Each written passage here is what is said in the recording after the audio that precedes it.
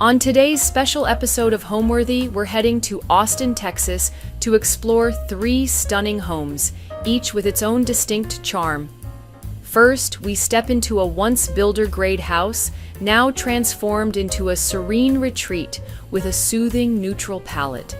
Next, we visit a ranch-style home where old-world elegance meets a carefully curated collection of antiques. And finally, we explore a breathtaking mid-century modern home where natural materials seamlessly connect the indoors with the beautiful surrounding landscape.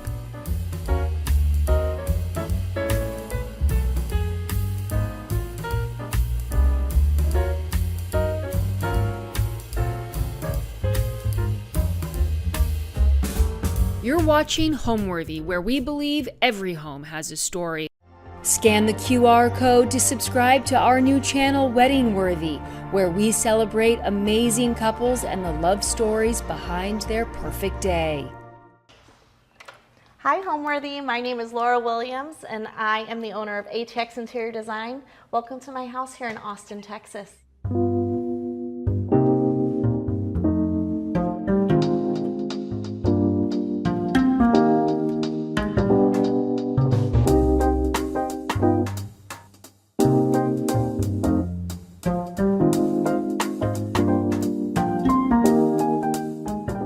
Welcome to my home. This house was built in the 90s and it has been a labor of love. It's gone through a lot of iterations from when we first started working on this home 7 years ago. We came from Florida, so it's been a big transition to move from my tropical type of styling to where I've transitioned to today. But I feel like you'll see hints of the natural woven materials and things that I like from Florida that I always used and tried and true, and kind of elevated it and matched it with maybe some moody colors or different tones, and kind of bringing it all together to kind of create my own style, which is very cozy, lived in. I try to make it elevated but also approachable. So I have a busy family. I have a 5- and 7-year-old.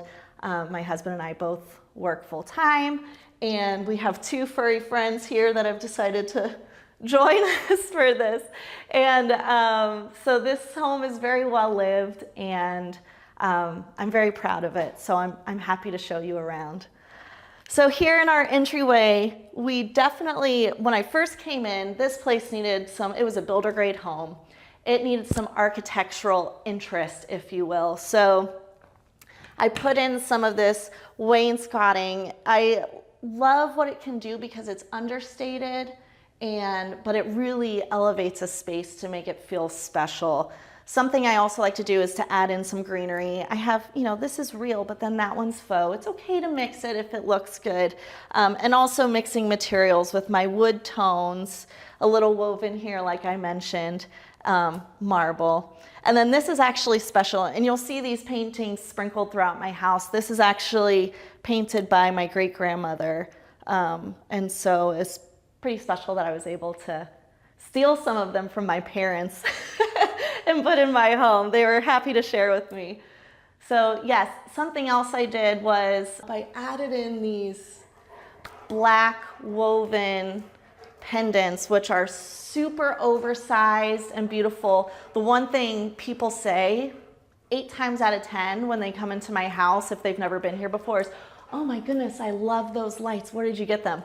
Of course, now they don't make them, but I did get them from Article, like 7 years ago. And I just really love that. Again, they're a woven, natural feeling light, but since they're black, they're a little bit more, stand out a little bit more, a little more special.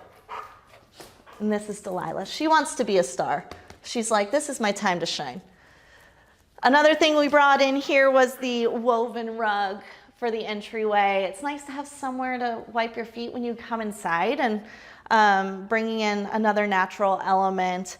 Different textures are really important to me. I tend to be drawn to just layering in textures with all of my designs, and so that's something I try to do, whether it's through accent decor or, you know, on the pieces themselves. This is from Four Hands, and this is just one of my favorite pieces because it pulls a different wood tone than what you're normally looking at. Especially my floor I have is, I put in this acacia hand scraped engineered hardwood, and it's great. You know, it's become a little bit lived in. It's definitely patinaed over time, if you will, because I have young children, and you kind of have to accept that that's going to happen over time if you will get the real wood versus, you know, a laminate or something to that extent. But I love this wood because it's so dimensional. The colors are so varying throughout, and as you go through the home, I have them everywhere in my home. I did the entire space in this wood. And actually we started only on the first floor and kept the carpet upstairs, and then we decided it was time to move forward and do another, you know, layer of renovations, which my poor husband, he has to deal with it all the time. I'm always like, ooh, what if we change this? This will be so fun. And he's always, do we have to? Like, we just got back to normalcy. But it's the dangerous part of my job is that my brain's always going and wanting to change things. Which actually brings me into the dining room, because this room has actually seen a lot of different iterations. Again, we've got some woven, we have some elevated light, you know, but I brought the wainscoting in here as well. And this has been painted by me. I tend to paint when my husband goes on business trips. And he comes home and he's like, oh, you painted the dining room again, okay. But he always likes it, so it's good. But when we first had all the work done to our home, this was a nice pale green color with white up here. It was very sweet, I loved it, but then I wanted a change and I painted it like a charcoal color called Cheating Heart by Benjamin Moore, which I have sprinkled throughout my house, and so you'll hear me say that paint color again because it's one of my favorites. But, and I had that for a while with the Cheating Heart down here and white up here. Started to feel a little farmhousey, especially with my staircase and the matte black iron. So then I moved into this Waterloo most recently. I did this maybe a year ago. And it has actually really transformed the space. And I brought it all the way to the ceiling because I just kind of wanted to not fully color drenched, but get it as much color drenched as I could. My ceiling continues out of this space and into other areas, so there isn't a definitive cutoff in here.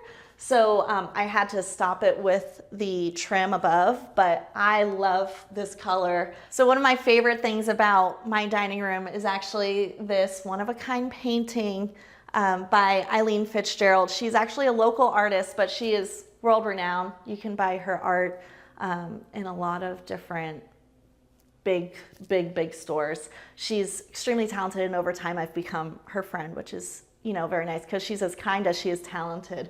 So we went to her art show and I saw this there and I was like, that needs to be in my dining room, because it just, like, the blues from here pull from this Waterloo color up here. It's just so stunning. And what's amazing is that this is very different from her normal pieces. So the fact that we have such a special piece is very cool. And I'm very appreciative that she made this one-of-a-kind piece, and it's here in my home. So I feel very grateful for that. Another thing, I like to bring in a lot of different, again, neutrals, but then I want it, you know, with the blue, you can't have too many things. I don't, but this is a nice textile. So the fact that we have a velvety drape here is just a nice touch to soften the space a little bit, so it's not too dark and muted, but it's still a nice neutral taupe color. And it ties into these Four Hands chairs. This is from the Amber Lewis collection, and I love them. What's nice is, you know, you have your leather here, and then the woven, again, another woven detail. I'm realizing now that I have so many woven details in my house, more than I even thought. But again, mixing the wood tones with the wood tone here versus the wood tone from my table and also her frame tying in a little bit more taupe and a different layer of something that is adding an element that is not greenery, but still gives the same effect of a little bit of life in here. And then we have our last family member here. This is Linda the fish. She lives in the dining room, so she gets to stare at the artwork all the time. She's the luckiest one probably of all of us. We got Linda because my son got a goldfish at the rodeo and the goldfish did not survive. So now we have Linda, the betta fish, who will hopefully survive longer than, you know, that goldfish did. So when we first moved into this house, it actually was a little bit more closed off here. So this was not open. The stair came all the way down to where you can see this post is here. And there was a little bit of an opening at the bottom. And also there was an archway, you know, like one of those, not, you know, like one of those fake archways where it just had curves on either side. So I removed those. I wanted it to feel more expansive and open in here. So when I was designing the space, the biggest thing I wanted to create was sight lines throughout. And I really wanted a wow moment when you walked in the door, which I think we achieved with the stairs like this, so that you can really see straight out into the yard with the windows. One of the most beautiful things about this home is the fact that we have so much natural light that comes in. Being able to bring the eye straight from the front door to the backyard has been a really special thing. So I think next we should travel into the music room. It's right here off of the entry and dining area. And it's actually one of my most favorite spaces in the house. So let's go on over there. So here we are in the music room. This is my most favorite room in the house, I think, because it has a lot of special things. First of all, this piano has been in my family for years. My mom got this piano when she was 5 years old. She learned how to play on it. When my parents got married, my dad is a musician and professional musician, and he plays the piano beautifully, teaches voice lessons, also plays organ, all the fun stuff. So I grew up in a very musical family. I studied music for years, and so I always took piano lessons, learned on this piano. All my voice lessons that I had were while my father was, or anything that I had singing, it was with this piano. And so this was very special. My parents actually retired from their jobs last year and moved here from Florida. And when they did that, they downsized to a smaller house and therefore could not fit this beautiful baby. And so I said I would take it off their hands. And so when they moved here, they brought the piano, and now it lives with me, which brings me so much joy that now my children can learn on this piano. And it's just very special.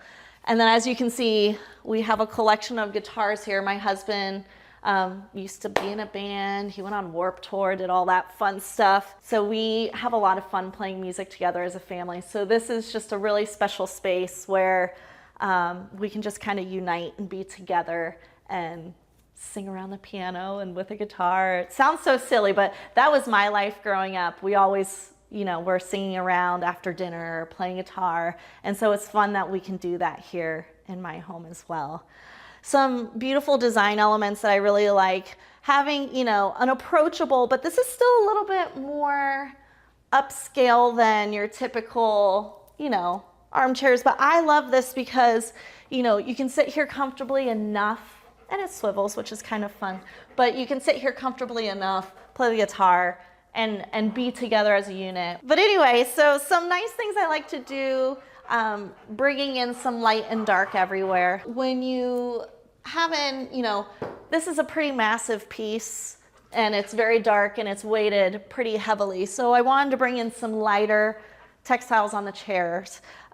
So, you know, we've got a nice, I would say like an oatmeal-y beige, if you will, here, but then still tying in the black with the table and the planter, all the different details, just to kind of balance the space a little bit more. Again, with the nice drapes that will go floor to ceiling, and a beautiful velvety material just to soften it up a little bit. I also like to add in a lot of different patterns throughout. If you see my pillows that I have everywhere, they kind of soften it up with different, we have some floral pillows, some geometric pillows, some stripes. It's just nice to kind of change it up everywhere and have a balance of it not all being the same. And again, my style is very much a cozy, lived-in style. I don't want this place to feel like a museum. Also, with my kids, I want them to be able to sit and eat anywhere. I want them to be able to just relax in their homes, and that's very hard to do when you care too much about all of the little things, the knickknacks, the this, that. So I've just decided that it's fine, and we're gonna just do our best to take care of what we have and make it comfortable and cozy for a family to live and be and spend time together. Some other elements in this space, again, I'm realizing I'm a woven machine now. I thought that I only put it in the house a little bit, and now I'm seeing it everywhere.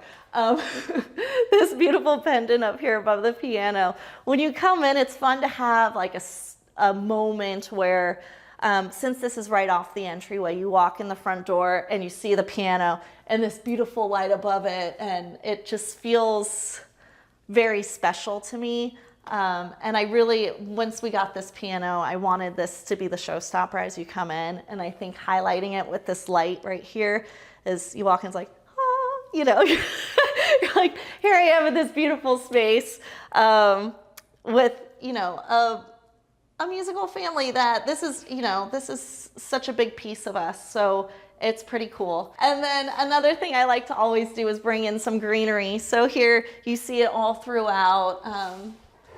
It's fun to have it in different spaces. And here, actually, this is a special pedestal that I also got at Round Top. It's funny because I go and I source for clients all the time, but I end up bringing a lot of things to my own house. It's a dangerous thing to be in this industry because you see all the beautiful things all the time and you just want it in your own home. So it is what it is. It's just the nature of the game, I guess. Another thing, actually, this lamp is so special because I actually renovated a client's kitchen, and this was from her dad's collection of things, and he was getting ready to move and was downsizing, elderly gentleman in his 70s or maybe even 80s, and that was one of her moms, and I was able to get that from them. I saw it and I was just like, that is so beautiful and special. You don't really see authentic lamps like this anymore. They just don't make them like they used to. So I really love that, and that's very special to me. Something also that we did in here when we renovated, again, this had those little archways at the top, so I removed those and created a little bit more of a straight sight line, if you will. But this is actually a double-sided fireplace. The fireplace was not on this side of the room at all. It was only on the opposite side, which is actually the living room. And so I had in my brain that I wanted a double-sided fireplace. And actually, when we were searching for a home, I was looking for opportunities to put a double-sided fireplace in somewhere. That, and also a massive island, which when we go into the kitchen, you'll see my dreams came true because it's entirely too large, but I love it. And it's fun for hosting and everything, but I digress. So this fireplace was a very exciting thing for me. This was just a regular wall. This would probably be considered the formal living room when the house was built in the 90s. And I feel like we've changed it so much from what it was when we first came in to how it is now. Adding in additional seating that's just built in, an opportunity to display more artwork, another piece for my great-grandmother, which is pretty special. And, another place to put some nice greenery and really make it feel lived in and cozy and inviting.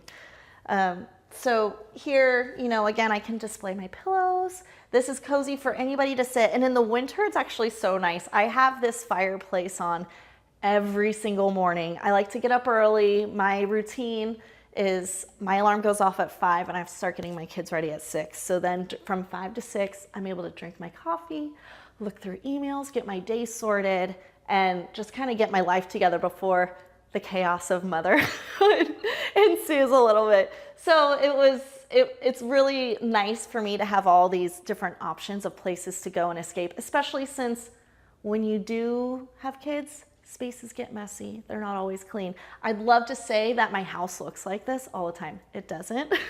It took a lot of preparation to have every space be perfectly beautiful for this right now, but I do my best. But it's nice to have different areas that you can go to where you can have a peaceful moment where it is clean, it is lovely, and there aren't toys that you can trip on or anything. And so this creates a moment for me here. Something else that we did in the music room is create a cased opening into the living room so that we can actually enjoy the space and have it flow together. So on the other side of this fireplace, I create this cased opening. So it is, again, a defined space, like I was saying before, but we do have some united areas where you can go in the flow. And especially, I keep bringing it back to the family aspect, but this is our family home. We are here. I'm planning on being here until my kids graduate from high school. So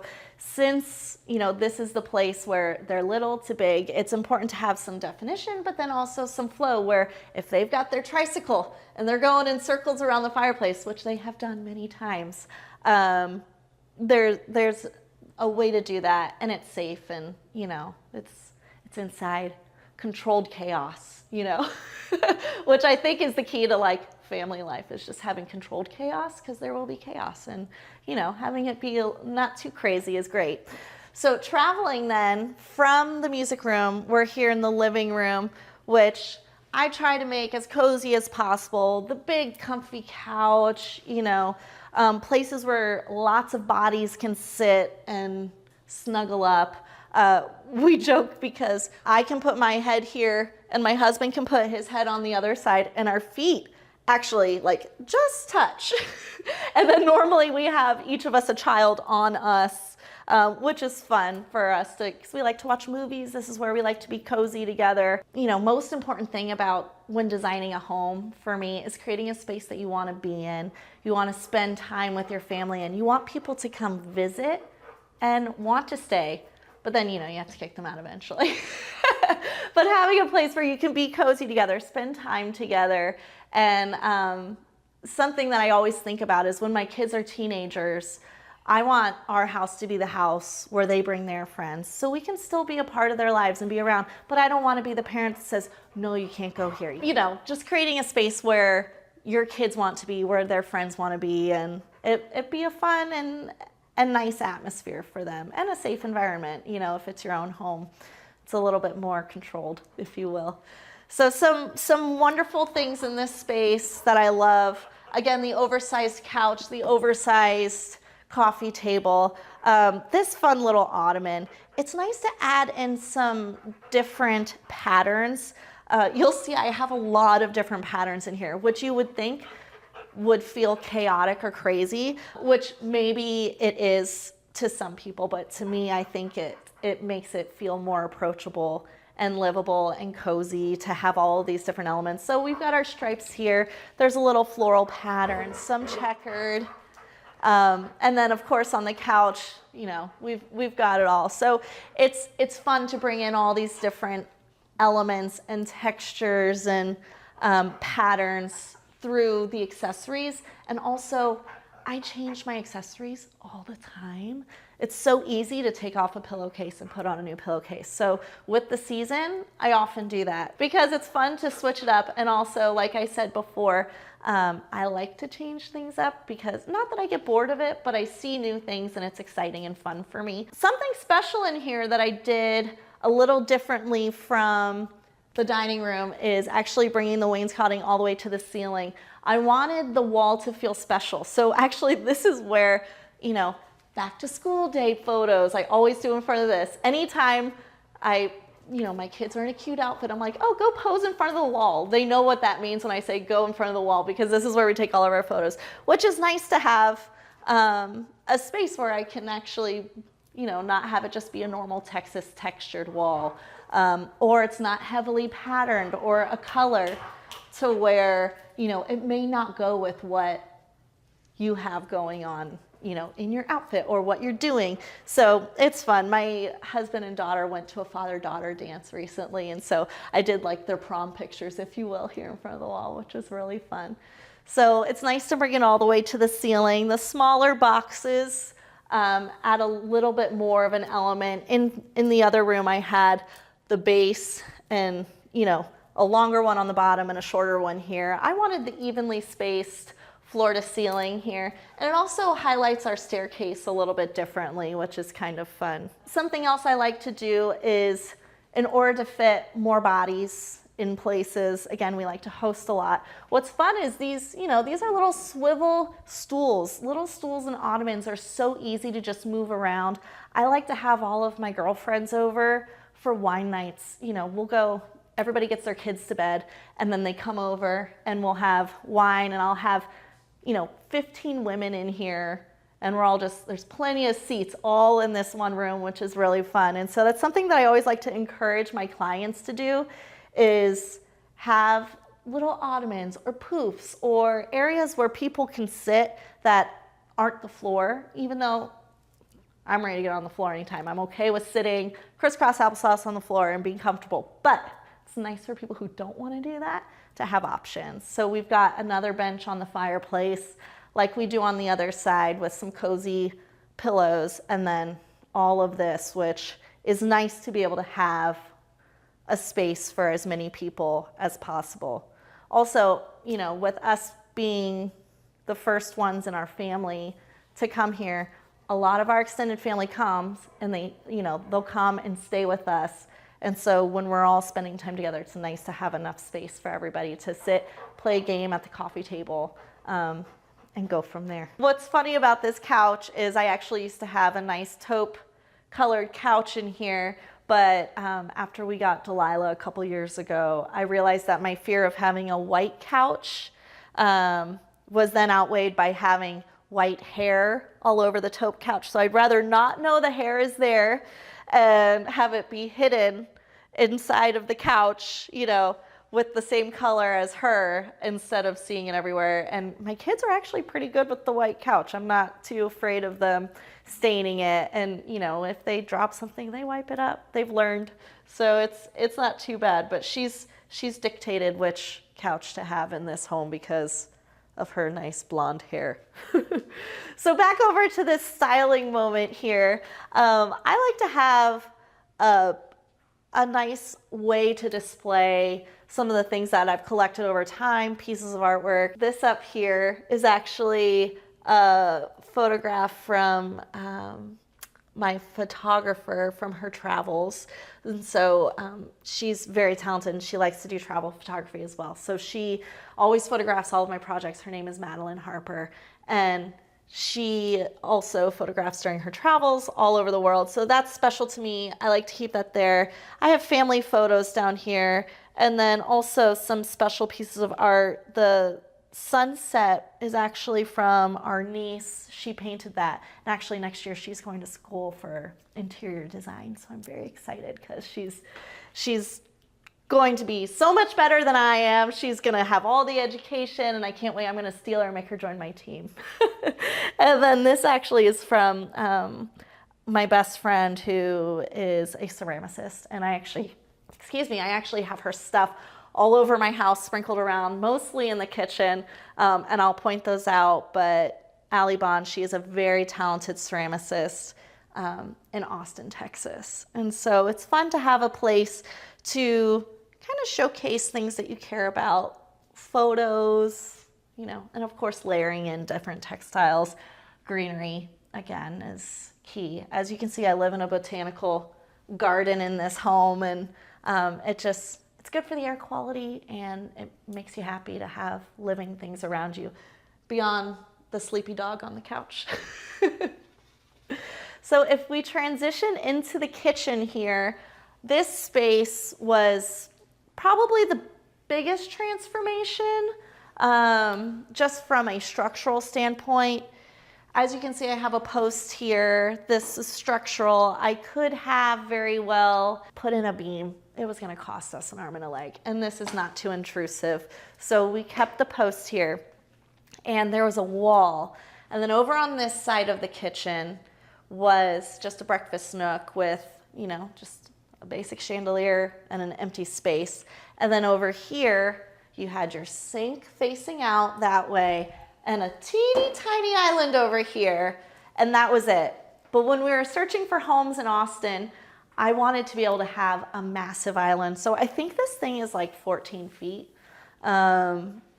which sounds ridiculous. Like, who needs a 14-foot island? I don't know why it was so important to me, but we were searching that I just wanted to have a space where we could have as many people over as we wanted and gather around. We have an uni pizza maker, and I can't tell you how many times we've thrown pizza making parties, and we'll get all the dough and all the kids will sit at the island and they'll all take turns and they'll have all their toppings, and this whole thing is filled with flour and dough and the cheese is flying, and it's just such a fun space to be to gather and to be around. And I love to host parties for all of our friends, baby showers, all of that. So this is always where we, do the buffet of food, which is really fun. Some special details in the kitchen that I appreciate, of course, the lighting. It is very oversized. Most people don't want a 24-inch pendant above their island, but the space allows for it. And I feel like there's enough visibility and light that moves through this to where it doesn't feel intrusive or stuffy. So I love this element. And again, it's something that evolved and changed through time of us living here, and also my taste evolving and changing too. So again, something I like to tie in, the woven elements. They just make you feel like you wanna sit down. So I love these bar stools, or counter height stools, are so sturdy, and I like that they bring in the black. So again, I'm bringing in touches of black everywhere, but I don't want it to feel like you're in, a white and black house. So these neutral, natural elements are key. I always, always, always have fresh flowers on the counter. And if I don't, it's because they just died and I had to throw them away and haven't made it to the store yet. So I love to bring in fresh flowers as much as possible. And that's just another thing to make this home feel cozy, welcoming, and inviting. A special thing about our island is I did put the sink inside of it, purely because we had the plumbing right there from where it was before when they had that peninsula jetting out. And so I said, all right, let's just keep it there. It's not going to be centered. This is kind of a weird space where you would think you would want your vent hood to be the center of the space. That is what you're looking at. I feel like in here, because of where our windows are, because of the cabinetry layout, we could not have that symmetrical moment. So I ran with it and I created smaller symmetrical moments. So the kitchen is kind of split by the sink, and I have symmetrical moment over here with the open shelves on either side of your vent hood and range. And then on the other side, I have, just a beautiful bar area where I like to, I have a wine fridge, and some some potted flowers in the window. So again, another natural element. I love having opportunities to display things. Now, people will say open shelving in kitchens are silly because they need to hold things for you. Luckily, this kitchen has enough hidden storage to where I can utilize this as decorative space, but also I like to make it functional. So these black plates and bowls over here are actually the bowls and plates that I use every single day. We have our cereal in this. These are our dinner plates that we use on the regular. And so they'll say, people ask about, what about dust? What about this? If you're using them all the time, they're not going to get dusty. So that's kind of where I am on the open shelf argument. And I also like to have an opportunity to display beautiful things like my cookbooks and More plants, of course, because why not? Moving on to the other half of the kitchen, which was previously the breakfast nook. So in here, they actually had taller windows. We ended up replacing all the windows in the house over time, but the initial replacement of windows was in the back of the house because the sun comes in here in the afternoon and it's so hot. So we had to change that immediately when we first moved in. That was one of the first things. So since we were doing that anyway, I wanted to have more storage, more opportunities for entertainment space. I wanted a wine fridge because I love red wine. And so I designed this space to really just house a lot more of our utensils, some, you know, the napkins, the this, the that, all the cooking supplies, the baking supplies. They all live here. We actually use this space here for all of our pet food, the treats, all of that. So it's nice to have all these spaces kind of thoughtfully planned out to where you can decrease your clutter in your home by having a dedicated space for everything. And when you have a space that allows it, obviously that's helpful. But yeah, these beautiful windows overlooking the magnolia trees here in our neighborhood. You know, the houses are not terribly close, but they're not terribly far. And so when I put in these windows, we were talking about, well, now we're just gonna be staring at our neighbor's, you know, driveway right there.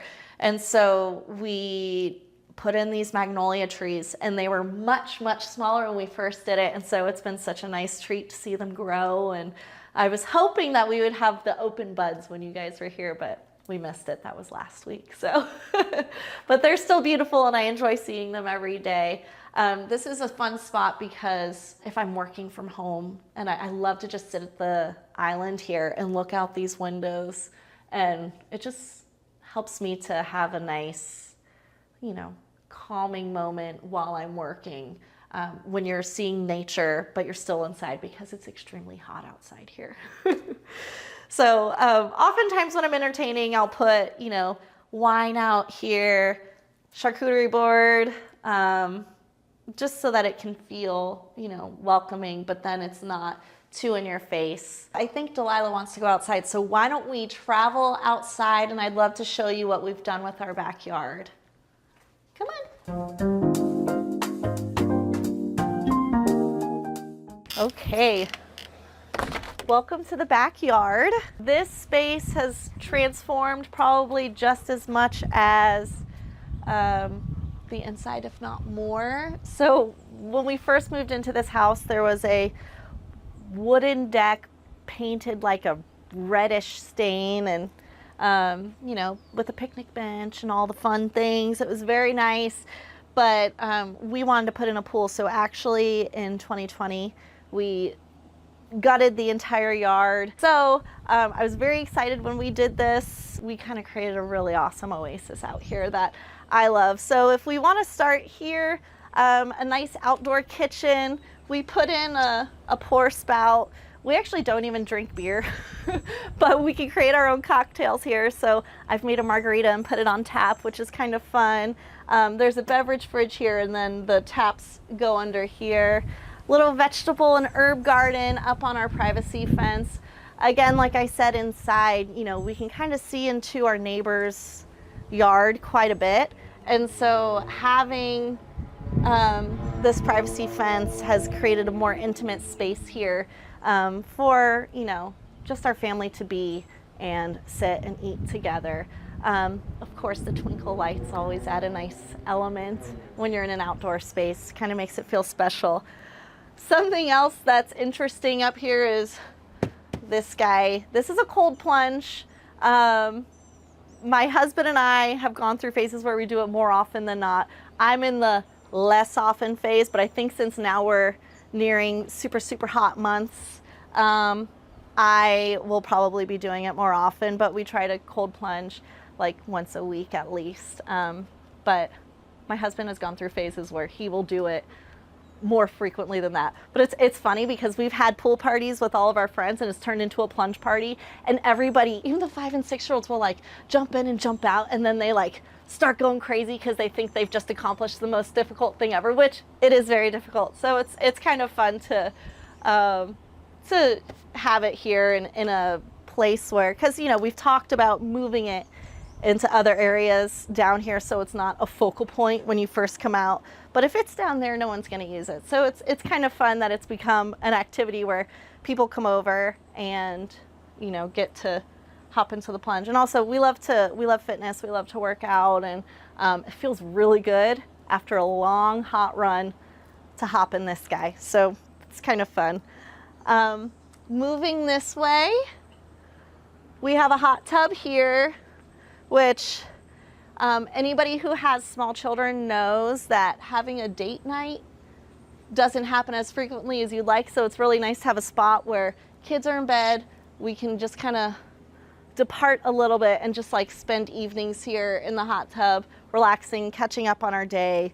And so I love this here, and it's beautiful because it overlooks the hills that we have here in West Austin. Something kind of special in our yard, again, we tried to create some privacy. Not like we're the most private people, but when you live in a neighborhood where the homes are a little bit closer together, it's nice to create some definition of your space to where people aren't in your business all the time.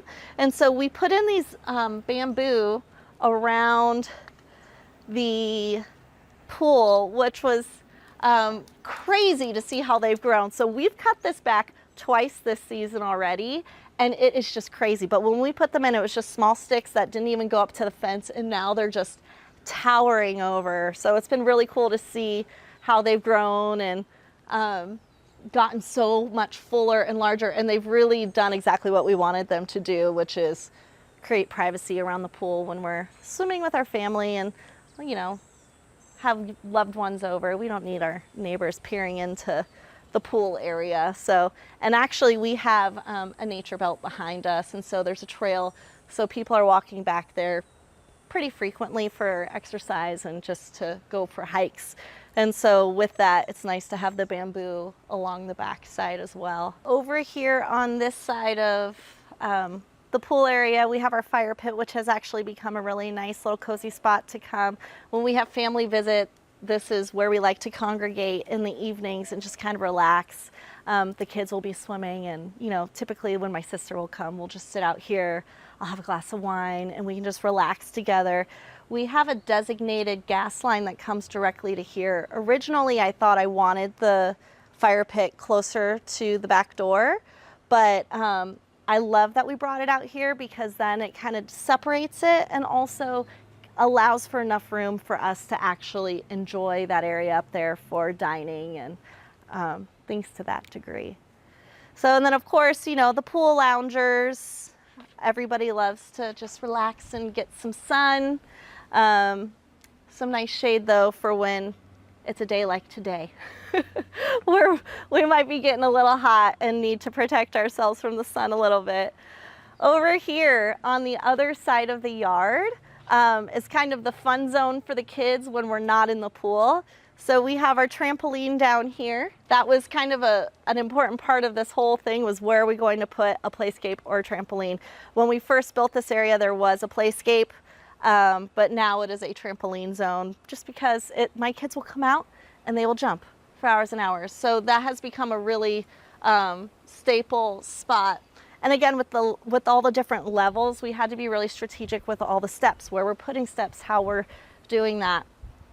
Over here, we have all these beautiful oak trees, and we tried twice to lay sod, and it was not sticking because of these beautiful oak trees. So we put down turf, and it's been amazing. It's a great place to come and relax. The kids will play soccer out here.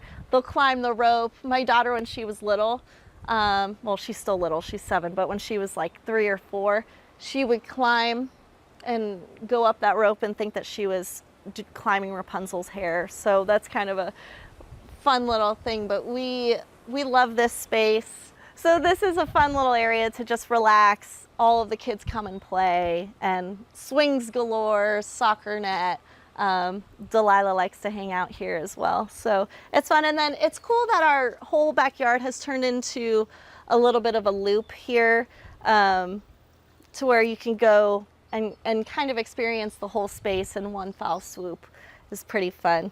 I continued the railings out here to look similar to the inside. A lot of what I like to do with design when I'm doing something in the outside is I like to marry the two spaces together. So a lot of the elements of the contrast, the warmth with different materials, greenery, wood tones, all of that I like to incorporate in an outdoor space as well. I think we've gotten enough heat outside here, so let's go ahead and travel back inside. We have some more areas to explore. This is our home office. Back to that paint color I said I mentioned that I really loved. It's called Cheating Heart by Benjamin Moore. I painted my husband's doors to his office that color. I think the same day that I painted that, but then that was changed. The dining room was changed, and now it still lives on these doors. But I like it because it brings that depth and that darkness without it being a stark black color. So in his office, we've got Kitty in here now. We wanted to make this space feel special. He is on his computer on Zoom calls all the time, and so it's nice and important for him to have a nice background. Again, with more guitars. I think that he has collected more guitars than I can count, and he trades them out and all the fun stuff. It's fun for him. It's a hobby to collect guitars. So I always like, hey, let's display them, and then it can be a beautiful feature as well. So it's a win-win for both of us. We put up this nice slat wall actually not too long ago because I feel like it just felt really messy in here, and this kind of just gave this space a purpose. He's less likely to kind of leave a mess in front of it of miscellaneous things if it's beautiful and he's proud of it. So we created this over here, and oftentimes, you know, when you're on a call, you need to step away from your computer, retreat somewhere else. I like to always put a comfy chair inside of an office so that you have a place where you can kind of step away for a second, regroup, and get back into it. And then my husband has more books than even this, but we've tailored it down a little bit, but he loves to read different business books all the time, so this is where he collects it. And again, there's plenty of storage for all of his knickknacks, all of his gadgets, all of that fun stuff. So this is our home office, and it is maybe used second as much like to the kitchen. So the kitchen's probably the most used. This might be the second most used room in the house. Okay, I think we've seen all that there is downstairs, so let's go check out some bedrooms upstairs. So this is the primary bedroom here in our home. It has undergone quite the facelift. The ceiling in here was so lofted prior to this that it actually didn't have any sort of insulation. So we were really hot. We were putting a cooling pad on the mattress. It was sweaty mess, awful. So, and that's after we changed out the windows, and it was still so hot in here, solely because we didn't have insulation above us. So we actually lowered the ceiling and blew in insulation and actually put in some beautiful beams, because if we're doing something with the ceiling, we may as well make it look beautiful and purposeful. So I added in some dark wood beams and a nice dark walnut stain. And these were crafted by my contractor, who is a very talented woodworker. I stained them myself. Whenever we do projects around the house, I like to get my hands in it. And so I painted the walls, I stained the beams, all that fun stuff, just because, number one, it saves money. And number two, it's almost therapeutic to use your hands and get a little physical, even though it is easier to have other people do it for you. But it saves us some money too, which is always a win-win. So something that we did in this space to really amp up the cozy feature and to make it feel more warm and inviting was we put in this fireplace. Sounds like a huge undertaking, but it was actually very easy. This is an electric fireplace. I actually bought it on Amazon. Super easy, affordable. And then we built out, I had, my contractors that I work with all the time build out the facade, and these are actually ledger stones that you can buy from Floor and Decor that we separated out and overgrouted to create this very cottage-like feeling. This has transformed this space so much to where I never wanted to be in my room before, and now I just love it. It's just so inviting and relaxing and cozy, and so fun it's fun for me to see and feel that transition, just by adding in such a nice feature that really did not, cost an entirely exorbitant amount of money. So it's nice for me to feel that when I invest so much of myself, my energy, and my creative juices into spaces, and to be able to receive that in our own home with something that feels very daunting and large, but it actually is pretty attainable to do. So I love this fireplace. It was a really fun addition to the bedroom. Something that I actually did differently in here was I added more warm tones in my colors, the cool tones. So typically I stick in more of the blues, I do a lot of greens, but I wanted to bring in this rust bedspread, which Kitty loves, because I felt like I needed to really engage with the beams and the flooring and kind of unite it with something that's really earthy and inviting. And so I got this bedspread from Quince, which I love. It's really beautiful, and it's linen, cozy, earthy, organic. So the texture is there. It's nice, again, layering the textures and the patterns. So you can see here, the tassel on the pillow lends to the floral here, and then the embroidery here. It's just all these little details work together to create a cozy and inviting atmosphere. And then here, we're moving into velvet chairs and with the more quilted textural pillows. So again, earthy. That was really what I was going for in here. I just wanted it to feel cozy, inviting, and like we could just be in here, which we never felt before. So this transformation happened more recently, and I can't say how much I love it enough. So, and obviously Kitty likes it too.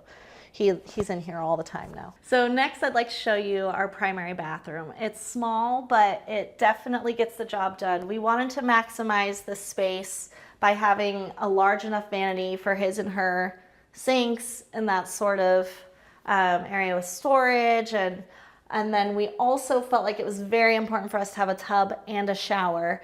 So in here, we actually had an angled ceiling and lots of dead space. So the room actually went that way a little bit, but we closed it off and squared it off here so that we could maximize the shower space. And so it actually gave us like 3 extra feet on our shower. And as you travel in here, you can take a look, but I wanted to make sure it was very organic feeling with some modern hints. So we have the pebble stone on the floor to give you a spa-like feeling, but then also on the walls you have your vertical stacked tile that actually looked very aged, and they look like they've been around for a while, but they still lend to the modern lines while still feeling homey, organic, cozy, and inviting. Something else that we did in here was incorporate lots of warmth through the wooden pieces. So I feel like adding in a little, tabletop for your tub, the tray, is so important to just, dress it up a little bit. It's like a little accessory. You don't leave the house without putting on a necklace. Put a tray on your tub.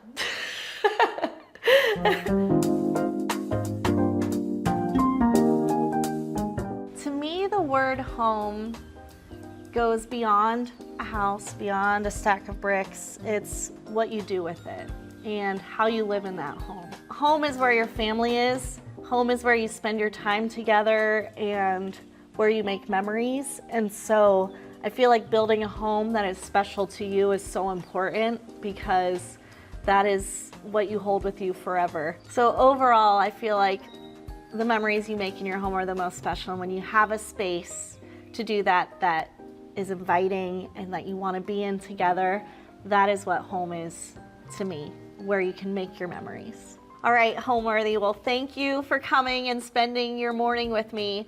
But I think it's probably time to go. But you can come back here to my place in Austin anytime. Bye.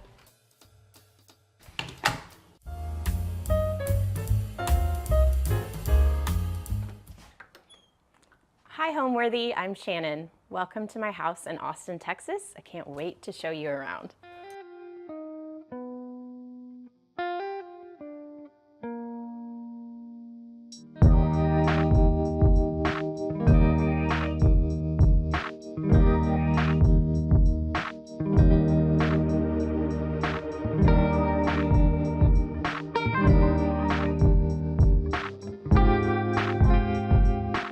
You're watching Homeworthy, where we believe every home has a story. Hi, I'm Shannon Eddings, and I'm an interior designer based in Austin, Texas. Welcome to my home. So we bought this home, gosh, almost 16 years ago.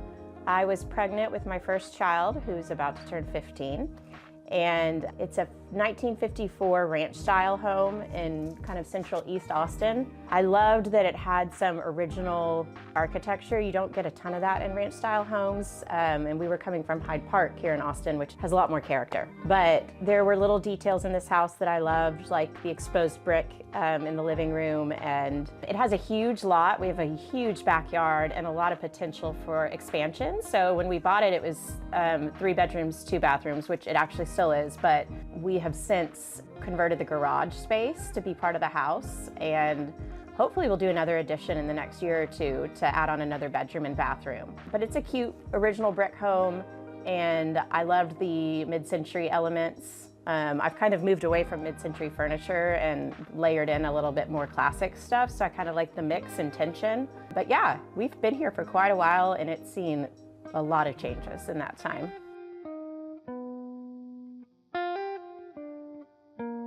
Welcome to what I call the formal living room. This was actually formerly our garage. I don't know if you want to show the detail in the ground, but there's a clear separation between what was the existing house and then is now the converted garage. Instead of kind of trying to mesh the floors, I put a brass detailing in to just kind of embrace the quirk. So there's a clear separation, but this was once our garage and now it's my favorite room in the house. So in here is where, I guess when I have friends over, company, we like to hang out the most. This is my favorite piece in the house probably because it was my grandmother's, and I had it recovered in this beautiful-ish yellow velvet, and I love the camelback. I love that it's not typically the type of furniture you'd put in a mid-century home, but I like that play. So this kind of anchors the room. We've got this cool pair of vintage leather chairs that I love. They're really comfortable. Almost every single thing in this room is antique or vintage. I don't think anything's actually new, except for maybe pillows. So yeah, this little coffee table, I got at Round Top. We go to Round Top, the antique show. It's just outside of Austin, and we go there a couple times a year to source for clients. And I often end up with something for myself. Also in here, something I really wanted to do was a pair of sconces, and this is I have a lot of favorite paintings in the house, but this is one of my favorite. I like anything kind of Western, I think just because I'm Texan and I spent most of my life driving west to Santa Fe and then up to Colorado, a lot of road trips, and I got that in Santa Fe a few years ago, and it's probably my favorite oil painting. For some reason, when I did this room, actually, I wanted to channel the colors of Santa Fe because the sunsets there are so spectacular, especially in like June and July. So that was kind of where I got the idea for the cloud wallpaper, was like big sky vibes, and the red that comes up in the sky, the red and pink, and then the yellow of the desert. We drive through Georgia O'Keeffe country a lot, which is Abiquiu, and it is just so beautiful, so many colors. So I probably need some more blue, but I'll get there someday. This antique bar cabinet, I got at Round Top, and it's a really cool piece. It's functional. It actually locks, which is important when you have a teenager in the house, I think. I'm not there yet, but I will be soon. And I like to just style it with a few pretty kind of Italian bottles, some cool glassware that was my grandparents', a little glass decanter. This is a cool old French mirror that I also bought at Round Top. A neat box I got in Mexico last year. I mean, I think what I value a lot in a home, especially my own, is pieces that have meaning. So almost everything in here has meaning. Was a gift or a family heirloom or something like that. So I try to, when I have company, I clear this off a little bit more and make it a drink station. So there's some stains and stuff, but you know what? That's life. It's worth living. We'll call it patina. So over here is another round top find. Almost all of this is round top. I got these chairs from one of my favorite sellers there, who's English, and then this little bistro table as well. And I've always wanted a proper game table, and recently I rearranged some stuff to make this happen. My new passion is chess, though I'm not good at it, but I'm gonna get good at it. So I like having this beautiful antique chess board out. I think it's made of alabaster and marble, and we've used it in a lot of photo shoots, but it's actually mine and I love it. And then the bookcase, which is my favorite. We had this custom built when we redid the house. I do love to read, and I enjoy hanging on to books because I think kind of is a fun way to look at the history of your life. And so I have a lot of stuff in here. Some of it was my grandparents' books, but most of it is stuff I've read or my children have read. So I had it designed to kind of run into the beam that goes into the kitchen, and has my record player, which I do enjoy using. A lot of little collectibles and odds and ends, which I've got everywhere. This little tiny baby wiener dog that was a gift from my mom for Christmas, which is an ode to Bonnie, my new puppy. These are old opera glasses that I love that were in my grandparents' house. I always used to think they were so pretty and cool, and I really like them. I know it's just stuff, but sometimes stuff has a lot of meaning. But yeah, I love playing records with friends. One of the best gifts my dad ever gave me was, I think it was my 35th birthday. He brought down a bunch of his old records. He's the one that taught me to love music and had a great record collection. So I have a lot of his stuff in here, and it reminds me of him. So this is just my weird row of art that I randomly hung a couple months ago on a whim. And it's a bunch of pieces that actually have a lot of meaning to me, but I think I just wanted to embrace the height of the ceiling and the angle of the house. So the top and bottom pieces are a friend who's a local artist that I bought from her a few years ago. This was done by my sister-in-law, who's super talented, and she painted it for me one Christmas, probably 8 years ago, and I love the oranges. A swallow is one of my favorite birds, so I have this cool little antique swallow print. These are some wildflowers that I think I also bought at an antique store in Santa Fe. And then I do love a nude. When I studied at UT, the first class I walked into in the art department was live drawing, and I didn't really fully understand what that meant. But it was a model who immediately derobes, and I started just drawing people, and it's probably still one of my favorite pieces of art to source for clients and for myself. So this is a really cool etching that I found who knows where, but I love it. I like that it's subtle, and you'll see in my room I have quite a few more nude drawings. It's not intentional, but I just do think they're really beautiful. So when we bought the house, someone had done a little bit of a flip, I would say. So the kitchen was it still had its original cabinetry, which I loved, including like the little scallop detail above the sink. But we've since knocked out the kitchen and opened it up and redone it. But yeah, it had a lot of accent walls, like just one wall with paint. So the first thing we did was repaint the whole space, and the bathroom still has its original floor tile in it, which I really love. And I'm probably not gonna change, even though it's beat up and kind of damaged looking. I really like character in houses, and I feel like it's so great when you can keep original elements. So to the extent that I'm able, I've tried to do that. But it was a little bit of a Home Depot style flip, so I've worked really hard to bring in character. That's the main thing.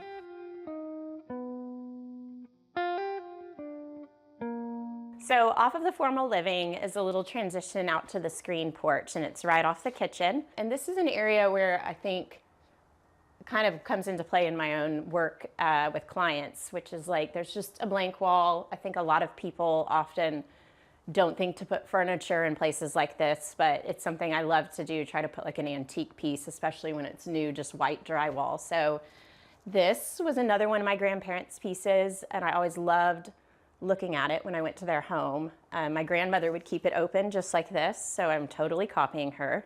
Actually, my mom corrected me. She would leave one door closed and one open, but I'm gonna keep them both open. So I recently moved it out of my room and into here to be what I'm calling a curiosity cabinet. And it's housing a lot of my hobbies, I guess you could say. I really like to be outside and spend time in nature. And I guess through the years, I just collect feathers and rock and things like that. This past year, I got on a seashell kick. My mom told me I might be overdoing it and that this isn't a beach house, but I disagree. Don't think when you curate it well like this, it looks nice. So yeah, I just have a lot of personal items in here, some pictures of my kids that I love, some old National Geographics, which I used to love to look through when I was a kid. Another thing that my mom thought I should get rid of, and I said no. I think it's nostalgic for a lot of us, at least. I have some photos down here that people like to flip through. It's just a fun spot to linger in and see all my various collections, I guess. This is cool. This is my grandparents as well. My grandmother was a clock collector and they traveled the world a lot, and she had, I think, like 18 clocks in her home. And so when she passed away, she wanted each grandchild to get a clock. So that was pretty cool. I picked this one. It's not currently working, but it still looks pretty. Oh, another fun thing to note is this little cabinet houses my broom, because when we remodeled, when left to my own devices, I forgot to put a broom closet in the laundry room. So once the remodel was done, I realized I had nowhere to put a broom or a vacuum in the whole house.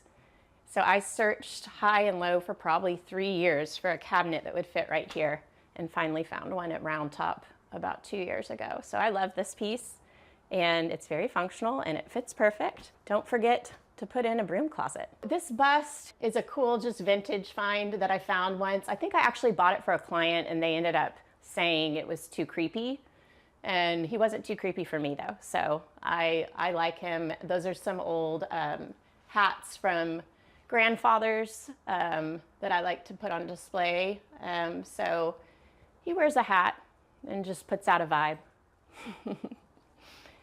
And this cool, this little lamp that's a little wonky, which I wouldn't sell to a client, but in my own house, I don't mind. This is a cool Round Top find as well, just an old terracotta lamp, which also reminds me of New Mexico, which I love. And this was the original vintage shade, and it happened to go. So I like to keep it, even though it's kind of broken.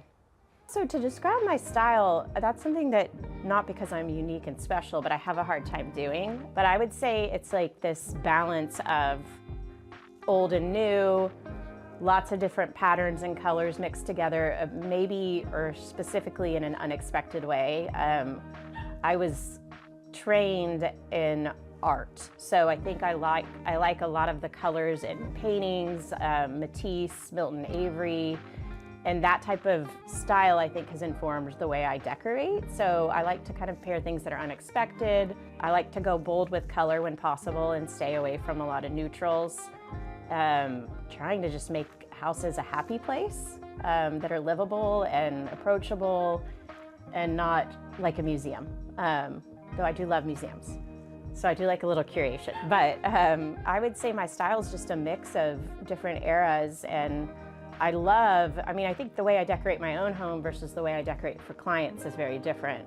Not that different, but in my own house, it's very adaptable and kind of like, what do I have? How can I make the most of what I have? It's more budget conscious probably, but I try to bring that in some way into my clients' lives. I try to like see if they have heirloom furniture or any cool pieces of art, things that we can reuse, recover, bring new life to. I try to like pull out from them what they love, where they like to travel, what kind of art they like, and that informs the whole design process.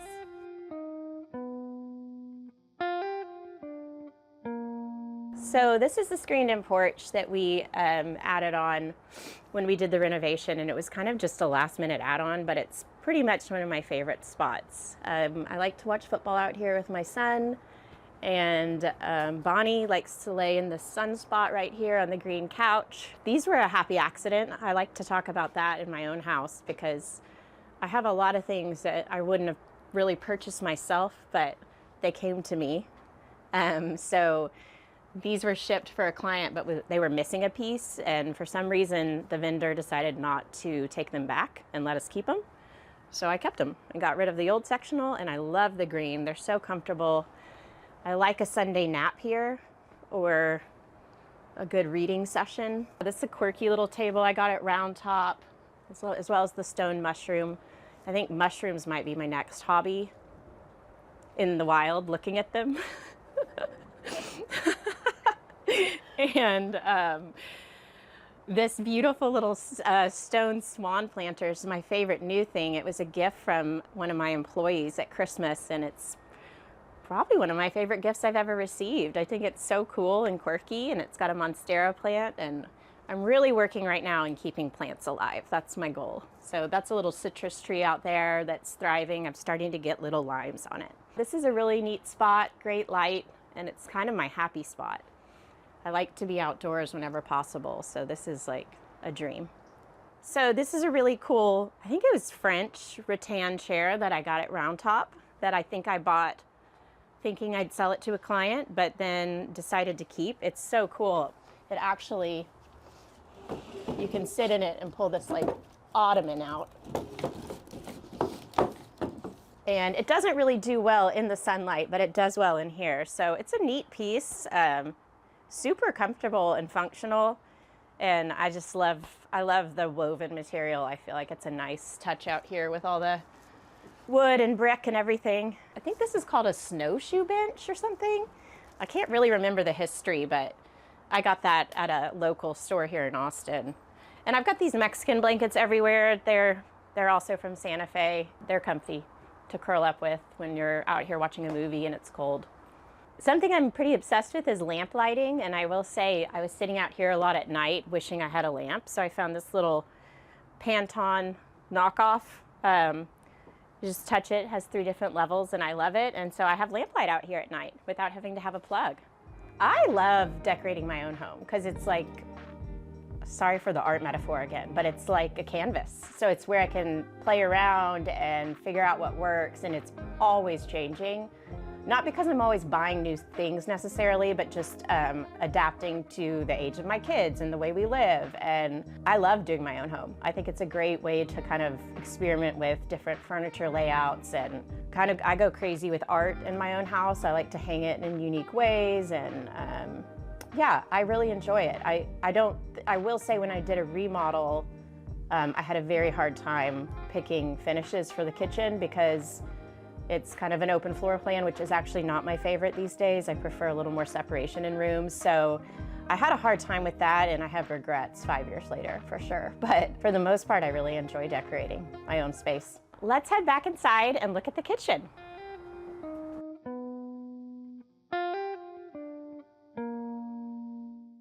Okay, so here's the kitchen. It's open to the whole house. And I have some regrets about that, but it is nice to be able to talk to everybody when I'm in here cooking or whatever. When we redid the kitchen, we just wanted it to be super functional.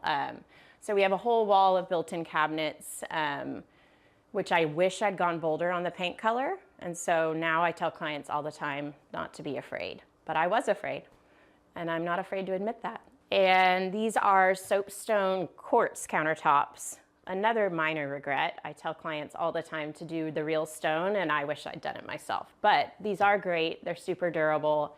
You can put anything on it, hot or cold, and I like the way they look. So yeah, it's a really functional space. Got the trash hidden here. Did a little open shelving just to hang more, yet again, more of my collectibles. I knew the day would come where I got into blue and white. I just didn't know when, and it was when I turned 40. My mom has a bunch of blue and white china, and I've always just thought, nope, it's too old for me, and then suddenly I found the beauty in it. So I've got some really pretty blue and white on display that I love.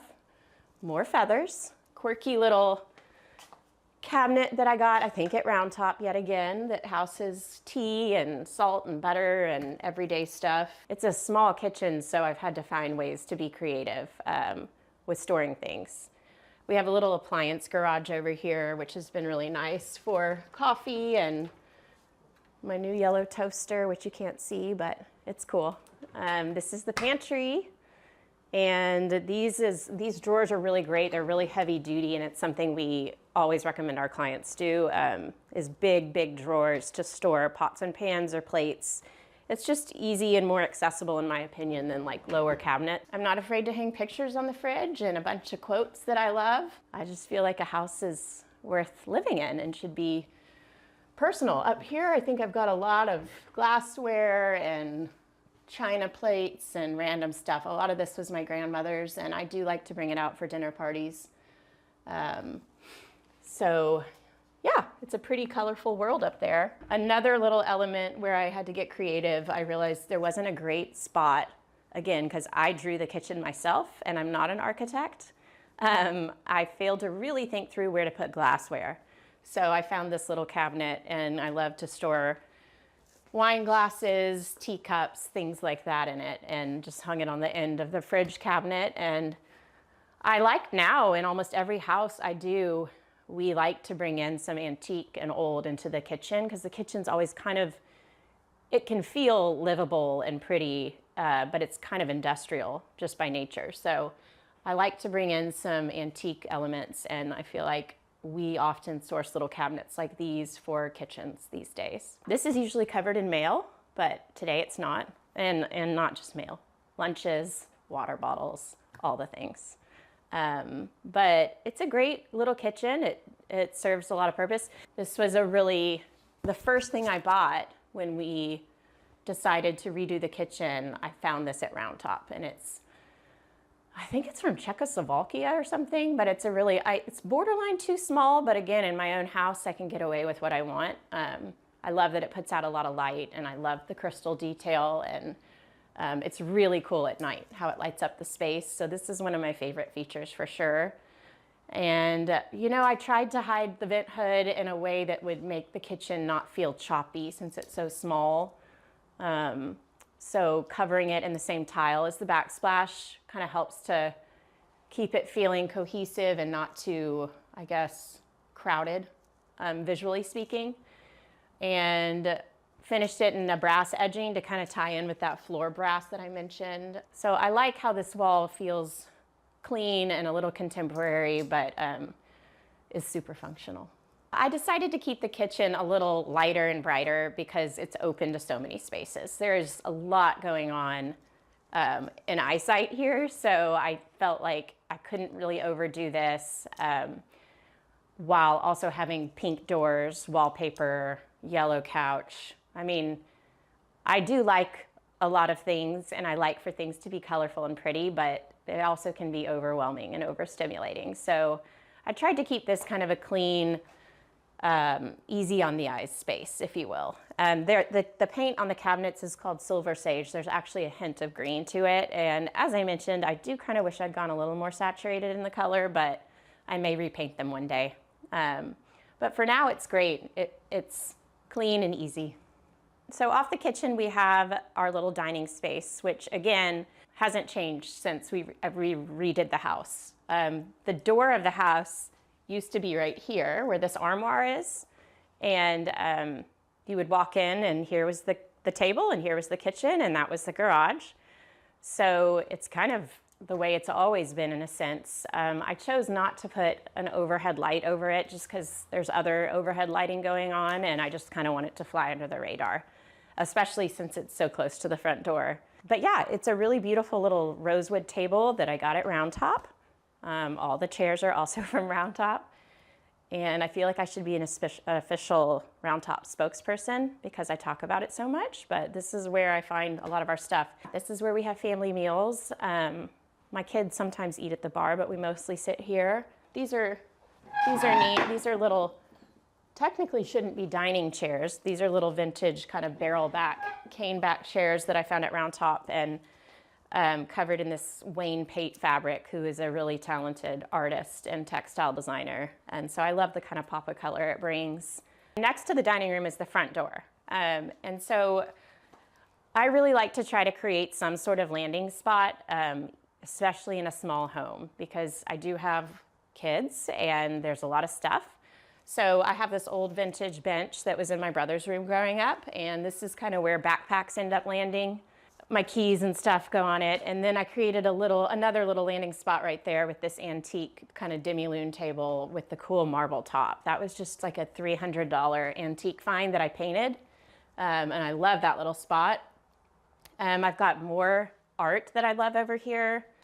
That is actually a painting of my son's head when he was a baby. He had curls, and it was one of my favorite things. And someone randomly found a photograph and painted it for us. Actually, it was for our grandparents, and they gave it to us. So that's a really cool piece that means a lot to me and is really sentimental. That's the Santa Fe painting, which I keep talking about. So apparently I do really love Santa Fe. We had a replica remade of our original front door when we redid the house, because we wanted something sturdier and safer, but this was what the 1952 or 54 or whatever year my house was built door looked like.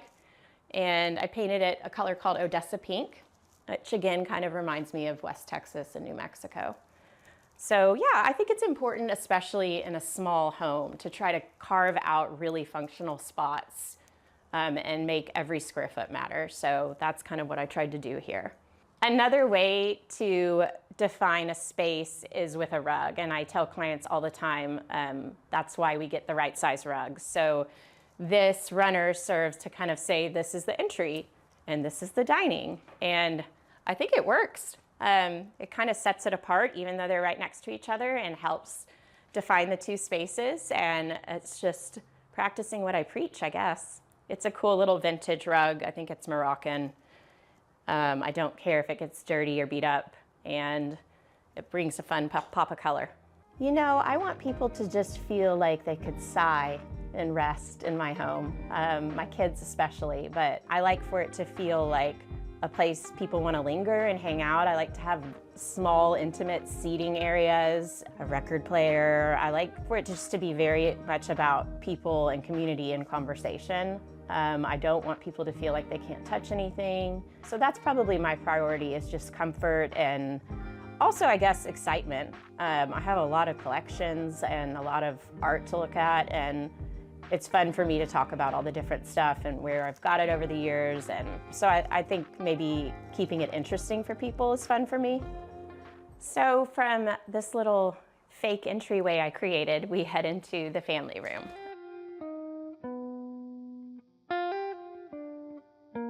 This is a landing spot for the dog leash, the umbrella, jackets, whatever we need to hang. That's anchored into the wall pretty good because it gets a lot of stuff on it. This is a really, really cool little chair that I get so many compliments on, that used to be with that secretary that I called my curiosity cabinet. But now it's just floating here. It's really cute, antique. Got this little cushion made that matches the pillows in the family room. That's a little detail that probably I appreciate more than anyone else. This is a beautiful antique piece, antique armoire that I got at Round Top. I bought it many years ago to house toys in my girls' room. They were really into all the little things, calico critters, American Girl dolls. So it housed all that, but they've kind of grown out of that. So I brought it out here because it's so beautiful. It locks, and now it stores all of our kind of games and puzzles and things like that. I do love that it has a mirror. It kind of reflects light and helps keep the space really nice and open. But it's super, super functional too, which is great. This room, I painted all one color. It's Hay by Farrow and Ball, which is kind of my favorite yellow. It's not quite as light as I anticipated it being, but I'm going with it, and I'm not going to repaint. But it's a happy shade of yellow and kind of just brings a nice glow to the room. We do a lot of living in here. This is where my kids mostly hang out. This is where we watch movies on Friday nights and things like that. This is where Bonnie likes to come sleep, and I went for comfort on the sofa over really, I like it. It's pretty, but it's very deep and very, very comfortable. This is an old antique burlwood side table that I found a few years ago. I love the mix of woods. I think it can kind of be hard sometimes to pull off putting a lot of different woods in a space. So I've tried to balance all the different finishes and shades and put a lot of thought into it, actually. That's an antique side table over there with a really cool wood lamp that I found at an antique store in Pagosa Springs, Colorado, which is where my family goes. So that's sentimental to me, and that thing was about $30. With a new shade, it looks like a lot more. The pillows are just a fun mix of colors. One of my favorite textile designers is out of Dallas. It's called Kufri. And so most of the pillows are Kufri. The chairs are fun. I recovered these.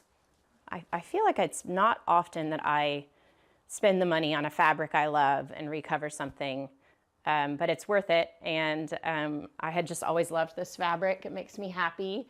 And it's by Lake August, which is one of our favorite textile companies as well. And I think they were just Anthropologie chairs that I had in a velvet for a while and redid to kind of bring some pattern and color into the room. I stress with my clients often the importance of drapery, and when we have the budget, we really like to do custom drapes. It is quite an investment for sure, and I have not done it throughout my house, and someday I probably will, but I did get those made last year, and I love the pinch pleat at the top, and the fabric's actually just block print straight from India that I bought from an Etsy shop. So, a lot of our favorite fabrics in our office are $150 a yard and more, and this was like $30.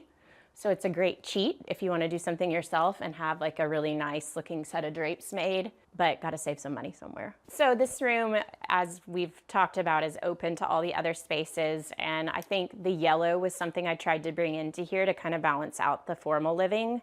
It has the yellow camelback sofa and the red rug, and so I kind of picked those tones back up in here with the yellow paint and the red on the fabric, trying to kind of add some balance across the house.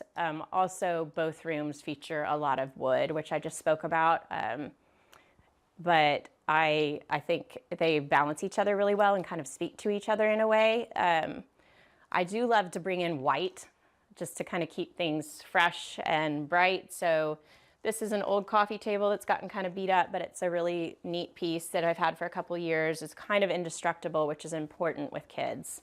I say that even though it has a chunk taken out of it, but it's still functional.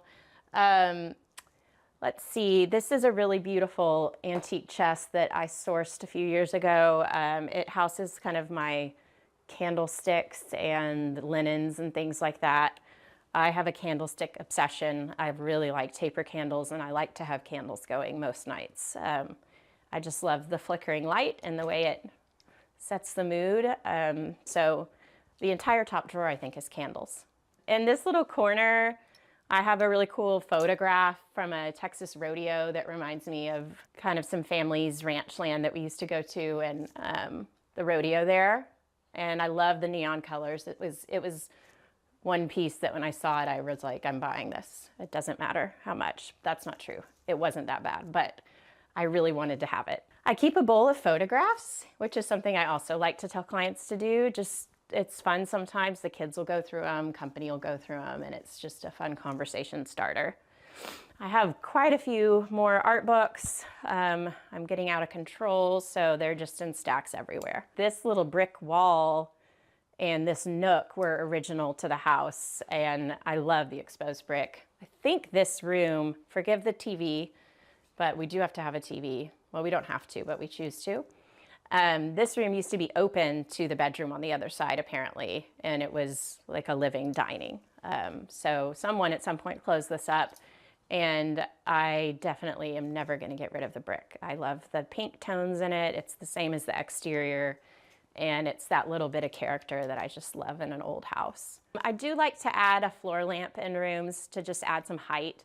And this one kind of makes a big statement. It's a cool piece. We actually have a pair of them at our office as well. We liked it that much. And, people probably would like to hear that it's from Crate & Barrel, so you too could have it. and I think it's even still there. But I love the dramatic impact it makes in the space. Something I also love to have clients do, and recently did myself, is just bring a pair of ottomans into the family room. It's just more seating. We recently watched a UT football game here with like 16 people, and it was great because between bringing dining chairs in and these and this, everybody had a place to sit. So it's a great, easy option for additional seating. And it kind of balances out the room. It helps the sofa not feel so heavy. But yeah, it's a very comfortable space. We love hanging out in here and love the natural light. Love when the puppy takes a nap like she's doing now. Sometimes I can talk my almost 13-year-old daughter into playing the piano still. And that's a real treat when that happens. So I do keep it around just to try to encourage playing. But it's an old piece that a neighbor just gave us, and she was interested in taking lessons, so she did, and she's already quit, but she still is retaining some knowledge, so I leave it here to encourage playing. And then on this wall are probably like my set of my favorite paintings in the house, which I think I've already said about 6 times. But these are all really colorful and kind of have a story behind them. I actually have like a problem, I think, with buying art, so I opened an online shop, and it's on our website. And it's a bunch of vintage art that I've sourced from both Round Top and online auctions. I got really into a Swedish auction house recently. And so this and that are from the Swedish auction house. I love the way, I don't know what it is about Sweden, but I love the colors and the way they use color over there. There's kind of this like signature look that I've noticed. And yeah, so those are 2 of my favorites. This little pair of women, I also love. Again, kind of reminds me of New Mexico. I tried to get my daughters to hang them in their room, and they said no. So they're out here. And then this is a cool little vintage still life. I actually paint myself. I have a little studio in the backyard, and I've been really working on still lifes. And this one inspires me a lot. And it looks to me like a Cezanne, but it's not. It's by somebody else. But I love it, and I love all the colors here. And it's just a happy moment. I have always loved rearranging rooms. And my mom was an interior designer growing up, and so I watched her do it a lot. I never actually thought that would be my career. I went to school here in Austin at UT and studied fine arts and painted and mostly did printmaking. And I kind of thought I would have this dream life of designing concert posters, which is not really something many people get to do. And it just evolved over time. I mostly in my early career was doing some graphic design and designing custom wedding invitations. And pre-children, someone came over to my house for dinner, my little duplex in Hyde Park, and asked if they could pay me to do their house. And I jumped at the opportunity. It was good pay and really invigorating, and I would say that was kind of the beginning. I shortly thereafter had a baby, and have been doing it ever since. I mean, I think it really became more of a firm and more of a career about 10 years ago, maybe 11, right before I had my 3rd child is when things picked up a lot, and it's very different than it used to be. But yeah, I enjoy it so much and never really saw myself doing it, but I had a lot of influence growing up and am self-taught. So that's a different approach, and I think classically trained and self-taught designers bring different things to the table, but I don't really wish I'd gone to school for it. I'm really grateful for the self-learned experience and what it brings. Let me show you my bedroom next. Come with me down the hall.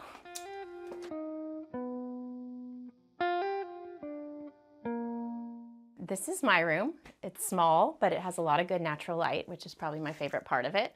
You know, I tell clients we don't like to put furniture in front of windows, but sometimes you have limitations.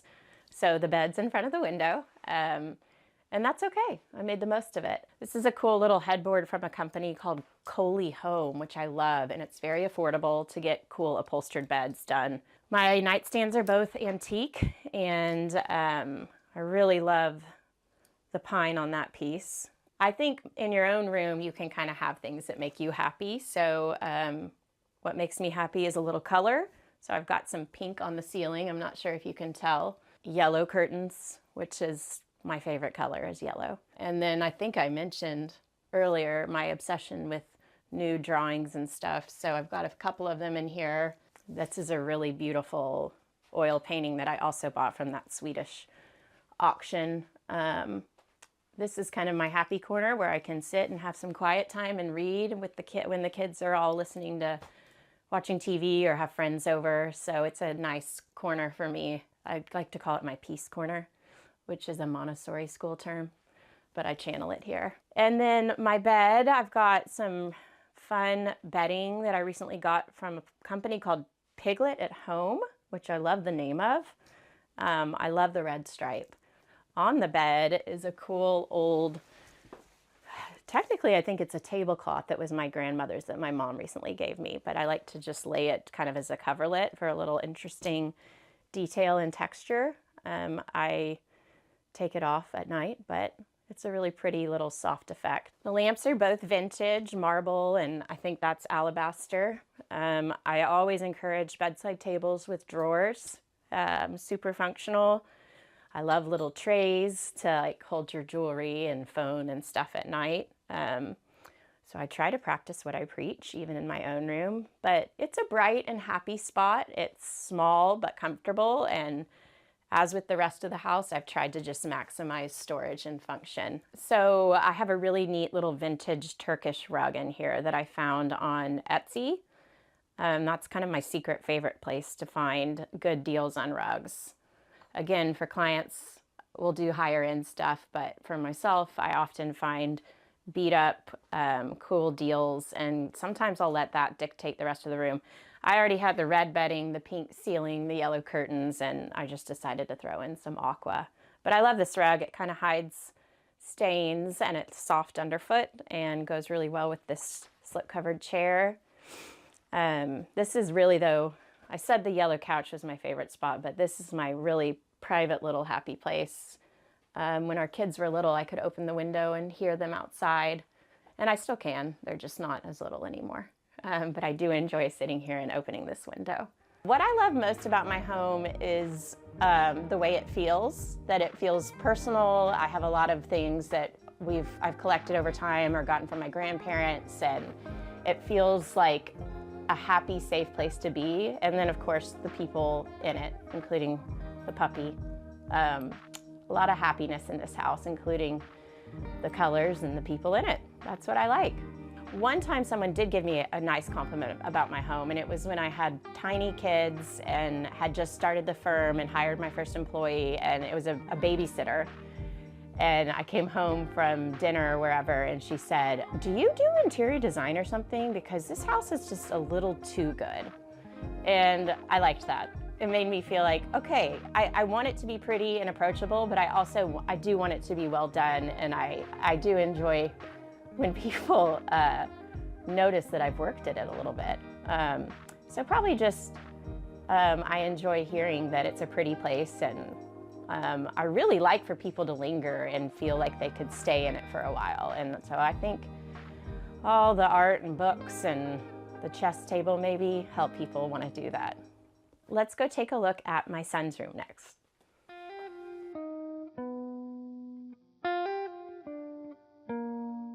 So this is a teenage boy's room, which can be a really tricky thing to decorate. Every week or so, something new comes down off the walls that I have had up. So pretty soon it's going to have no real decor, I think. But for the time being, it's retained some cute character. He has been in here since he was a baby, and this used to be a little crib nook. What's cool and what you can't see is behind the bed is that exposed brick again. So when it was a crib, it was really neat because you could see that. But he measured and figured out that a full-size bed fit perfectly in the nook. So it's kind of his little dream corner. You know, I love color, and so we've managed to keep it pretty colorful. I think this paint color is Amsterdam Blue by Benjamin Moore, and something I really love to do is paint trim and interior doors the same as the walls, especially in a small space, to kind of help it feel cohesive and not choppy. So it's kind of a little oasis in here. You know, I've got lots of antique stuff here and there that he has scattered with his own personal stuff, but we managed to find a little nightstand that fits. This is a cool pottery lamp. I love finding vintage pottery lamps. They can be kind of hard to find, but something to look for at antique stores. And you know, we've got a mix of some of my cool art with some of his new concert poster passion. So we're just trying to roll with it. This rug is a new find that he got for Christmas. It's a soft little Moroccan rug, multicolored. So he's got a pretty great room, all things considered. He's got a little love seat. Got him a record player for Christmas, trying to start that passion early for him and help him build a collection. And this is a really cool old wall map I found years ago, and I love putting a map in as many children's rooms as possible. I feel like it kind of teaches them a sense of wonder, or that's the goal at least, for them to kind of dream about traveling. I think it's one of the most important things you can do in life is see how the rest of the world lives. So I love that he's allowed me to keep it up. So as my son has gotten older, I think I mentioned that a lot of the things I had designed and decorated in here started to come down. And I do think it's important that kids get to kind of start to decorate their own spaces and get a feel for what they like. So there's a balance in here of things that I have put up mixed with things that he really wants up. And I think it's good. You know, he really loves to decorate and he kind of has an eye for what looks good. He arranged the whole room. I know I mentioned that the bed, he measured himself. So it's fun that he has his own autonomy and some control over the space. It can be like a real tension though, because I'd probably minimize the concert posters a little bit, but trying to encourage him to be himself is important. So yeah, there's a little balance in here. He does love Wes Anderson, which I think is really fun and cool. So while I would have gone for like multiple Wes Anderson posters in the room, he went for one, his favorite, which is Isle of Dogs. So I love that he has that. And in all honesty, I think boys' rooms are some of my favorite to design. When they're 12 to 15, it can be tricky to have an opinion, but with clients, I love designing a man's space or a boy's room. It's just, I think the masculine colors and the things you can bring out are really nice. So this has been fun for me. The word home means to me, I think it's more of a feeling. It's that desire to go somewhere where you feel like you can be completely relaxed and happy and comfortable, usually with people you love. So to me, it's a feeling. And this feels like home to me for sure.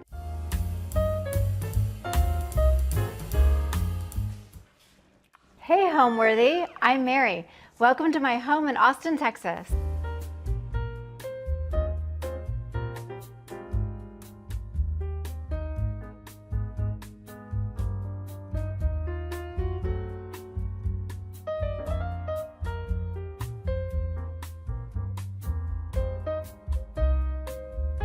You're watching Homeworthy, where we believe every home has a story. Hi, my name is Mary Mandel, and I'm a real estate developer, and I'm the co-founder of a project called Sanctuary, which is an eco-luxury, fully off-grid community here in Austin, Texas.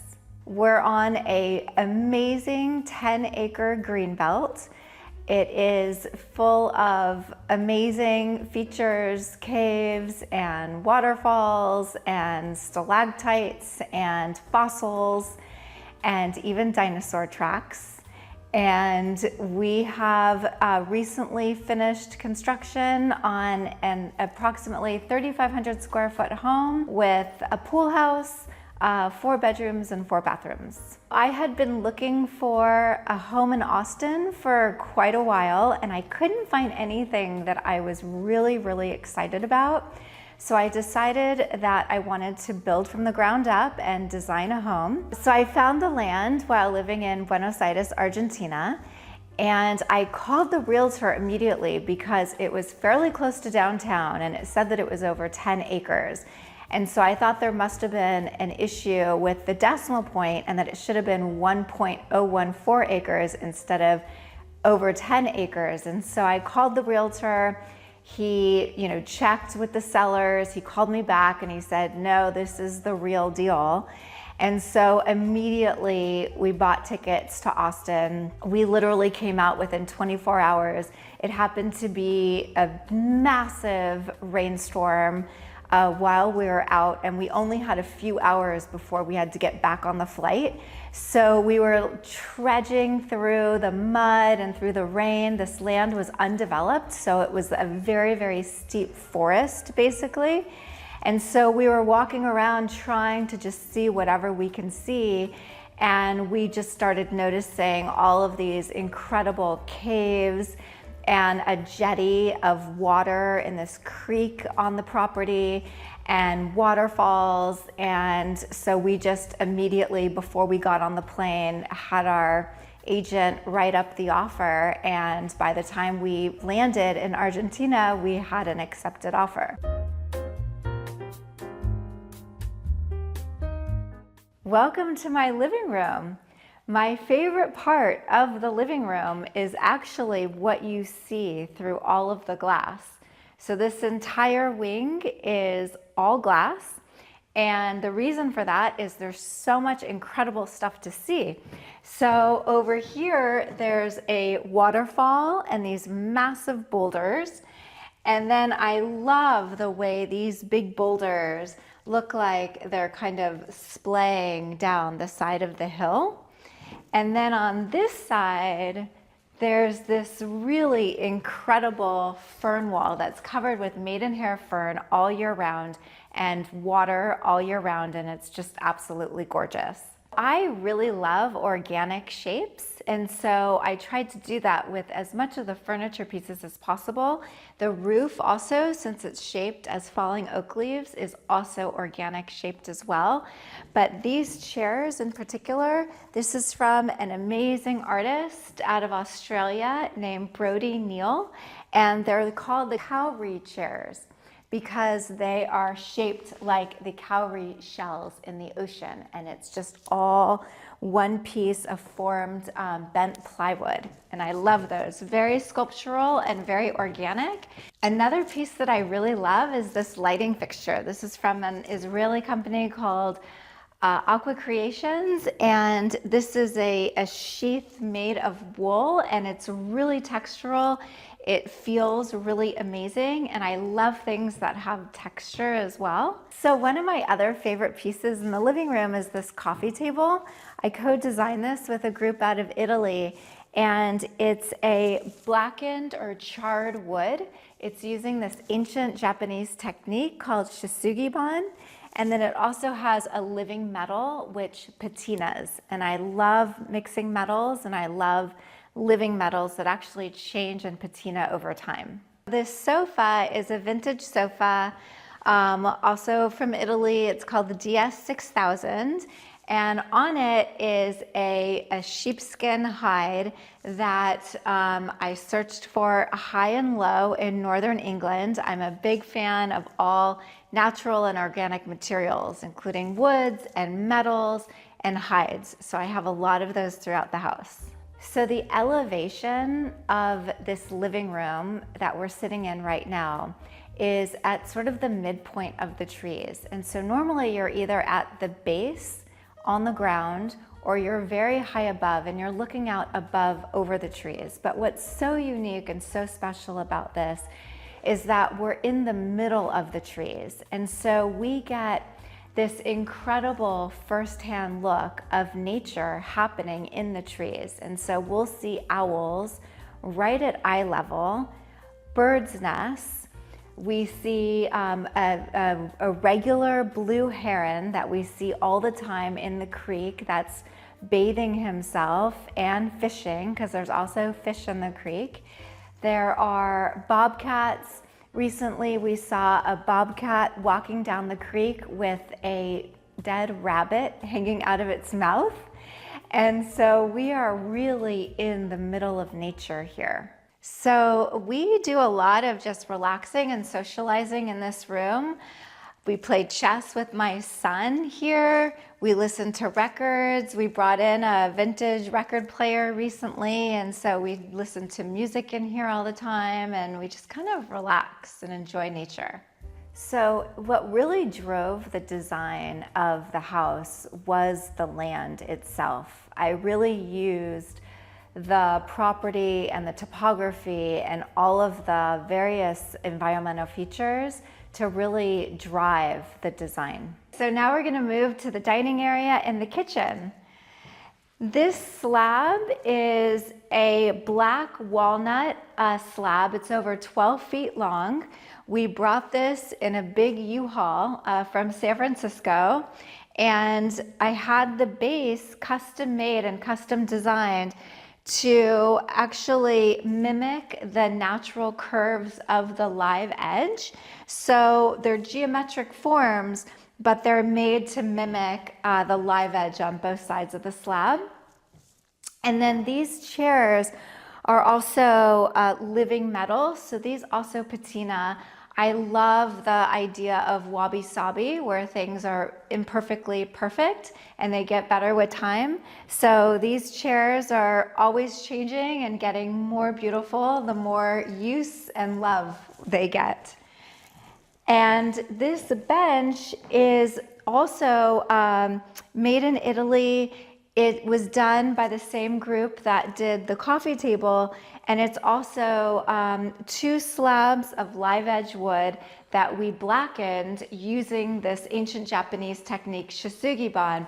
And that was something that I carried throughout the house. So all of the siding on the house, it's like a charred wood. And so I brought that indoors as well and did that with several of the furniture pieces, and this is one of them.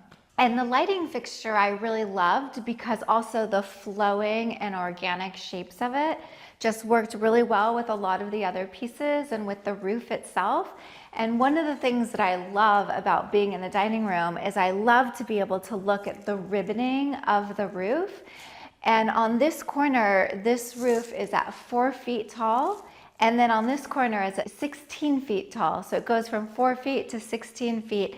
It's really dramatic, and you can really enjoy it when you're sitting at the dining table. So then the other thing I love about being in this room is being able to see the swimming pool here.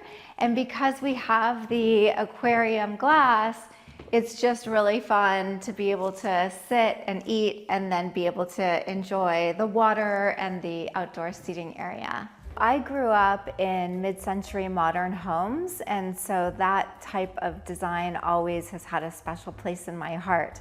So I knew when I was designing a home from scratch that I wanted to have an ode to mid-century modern design. Things like the ceilings, which are tongue and groove and large wood beams, and a lot of glass and a lot of indoor-outdoor connection and clear story windows. Those are all things that I grew up with and that I loved, and so I knew that I wanted to incorporate those in the design. I also, one of my favorite things to play with design are actual roof structures and the shapes of the roofs. And you can do such beautiful things with roof shapes, and I think it's one of the missed opportunities in a lot of architecture is playing with the roof. So the roofs on this home actually drove the rest of the design. They are hyperbolic paraboloids, and there's 3 of them, 1 for each building. And so they have opposite high ends and low ends. So they actually twist in the middle. So the shapes of the roofs were really designed to mimic the look of a falling oak leaf. This property is full of red oaks, which are native, and they're all through the creek. And so the idea was that each of the boxes of the homes would be mostly glass so that they would disappear. And then the roofs would be in the shape of a falling oak leaf. So when you were looking at the residence from further up on the site and you were looking down at the residence, it would look almost like leaves kind of falling. And that's why the name of the house is the Falling Leaves House. I really wanted the ceilings to be the hero of the home. And so a lot of the furniture and a lot of the rooms are much more monotone and quiet and minimalist. And that way your attention is really drawn to the beautiful Douglas fir wood ceilings. And so the kitchen is all done in a matte black. We have a huge island, which we love. We entertain a lot. And so we're able to have, a lot of food and drinks on the island. It's actually over 12 feet long and over 6 feet wide. So it's nice and big. And then we have all Gaggenau appliances, which are really wonderful to cook with. So since the island is so big, we brought in a 48-inch trough sink, and it comes in really handy. You can use one side for preparing all your fruits and vegetables and so forth. And then the other side is where everything else goes, waiting to be washed. So we did an induction cooktop, and we worked really hard with our craftsmen to get this flush so that you don't feel anything. It's a detail that took a really long time to execute, but it came, I love the details, and so that was something that, we spent a lot of time and effort on. And then we did the downdraft in the island so that we didn't have to have anything else coming from the ceilings. We were really trying to keep the ceilings as clean as possible, and so I didn't want anything hanging from it. So we did this downdraft in the island, which works really well. And then we did the full set of Gaggenau appliances. So we have the espresso machine. It makes all kinds of different things. It's amazing. And then we did a warming drawer, which we actually get so much use out of. We've never had this before, and it's something that we really love. And then we did full-size convection oven. We did a steam oven, and we don't have a microwave. So trying to be a little bit healthier in our food warming. Now instead we use the steam oven for everything. And then we did a vacuuming drawer, which is for sous vide cooking. So you vacuum, your fish, your vegetables, whatever it is, here first, and then you put it in the steam oven, and it's proper sous vide. And then I love really minimalist things, and so I don't really like a lot of hardware. And so Gaggenau makes these incredible refrigerator and freezer units where you can just push and they open without needing handles. And so this is our freezer column, and then this is our refrigeration column. So these bar stools, they are shaped as origami, and so they almost look like they would fold as an origami, paper would. And this is also made out of living metal, so these patina over time. And what's nice is you can really see how many parties you've had and how many events you've done, because it starts to change and patina with time and with usage. So we tried to be really light on the land and not touch the rimrock wherever possible. And so you can see here, I love to look at this from the kitchen. You can see the entire foundation is floating over the rimrock. And so where the foundation of the home touches the ground is past the point of the rimrock, and then over the rimrock, the entire building floats right over it. I decided to have multiple buildings for the home because I wanted to interact with the creek as much as possible. It's a long creek that runs the entire length of the property, and it's really beautiful, and it's about 20 feet below us. And so in order to have the most interaction with this really incredible creek and landscape, the idea was to splay the different buildings somewhat informally along the edge of the rimrock, or along the edge of this creek. And then the middle building juts out vertically and cantilevers over the creek. And so that was kind of the best way to see. Got some really beautiful seeping fern and moss walls, and then a waterfall on the other side. And so it was very, very specifically placed so that then you can see both of those things. Now I'm going to show you the primary bedroom. Follow me. So something else that's super cool about our hallway is this transition. We made the front door, which is right here, to be directly across from the entrance of the creek. So you can walk right through the front door, through the slider, and then go down into the creek. Before we get to the primary bedroom, I want to show you this hallway. It's something that I enjoy so much. So you can really see the parabolic roof. You could see it ribboning down as your eye goes down the hall, and then at the very end of the hall, your eye ends at this really beautiful red oak tree, which has really had this beautiful sculptural twisted trunk. The other thing I love about this hallway is we did this with this all natural limestone plaster. And this plaster, it actually breathes and it filters the air. So if you did it on just a wall or two, it wouldn't make any difference. But if you did it through the whole house, which we did, the actual air quality of the house is so much improved because of the filtering capacity of the plaster.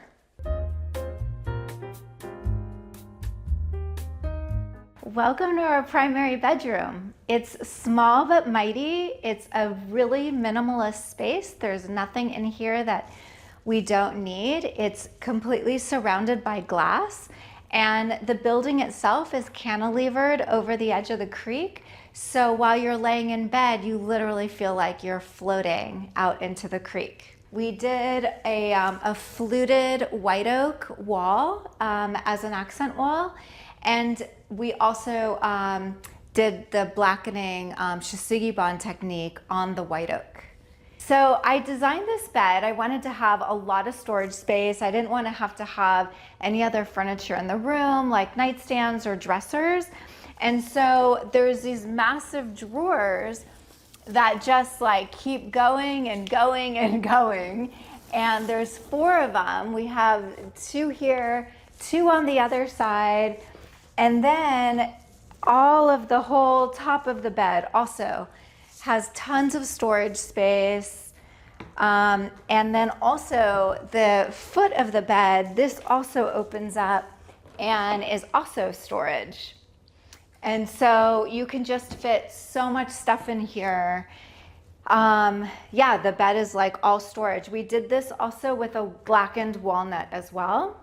And my favorite part of the bedroom is out here from the deck. You can actually see how beautifully the bedroom itself cantilevers over the creek. There's so many things that I love about this home. It was years and years of putting all of my heart and my love into this design and into the build. So it's hard to pick one thing, but if I had to, I would say that it is the interaction with nature and with the creek and the way that it is, the various volumes and shapes are designed in order to best interact with nature.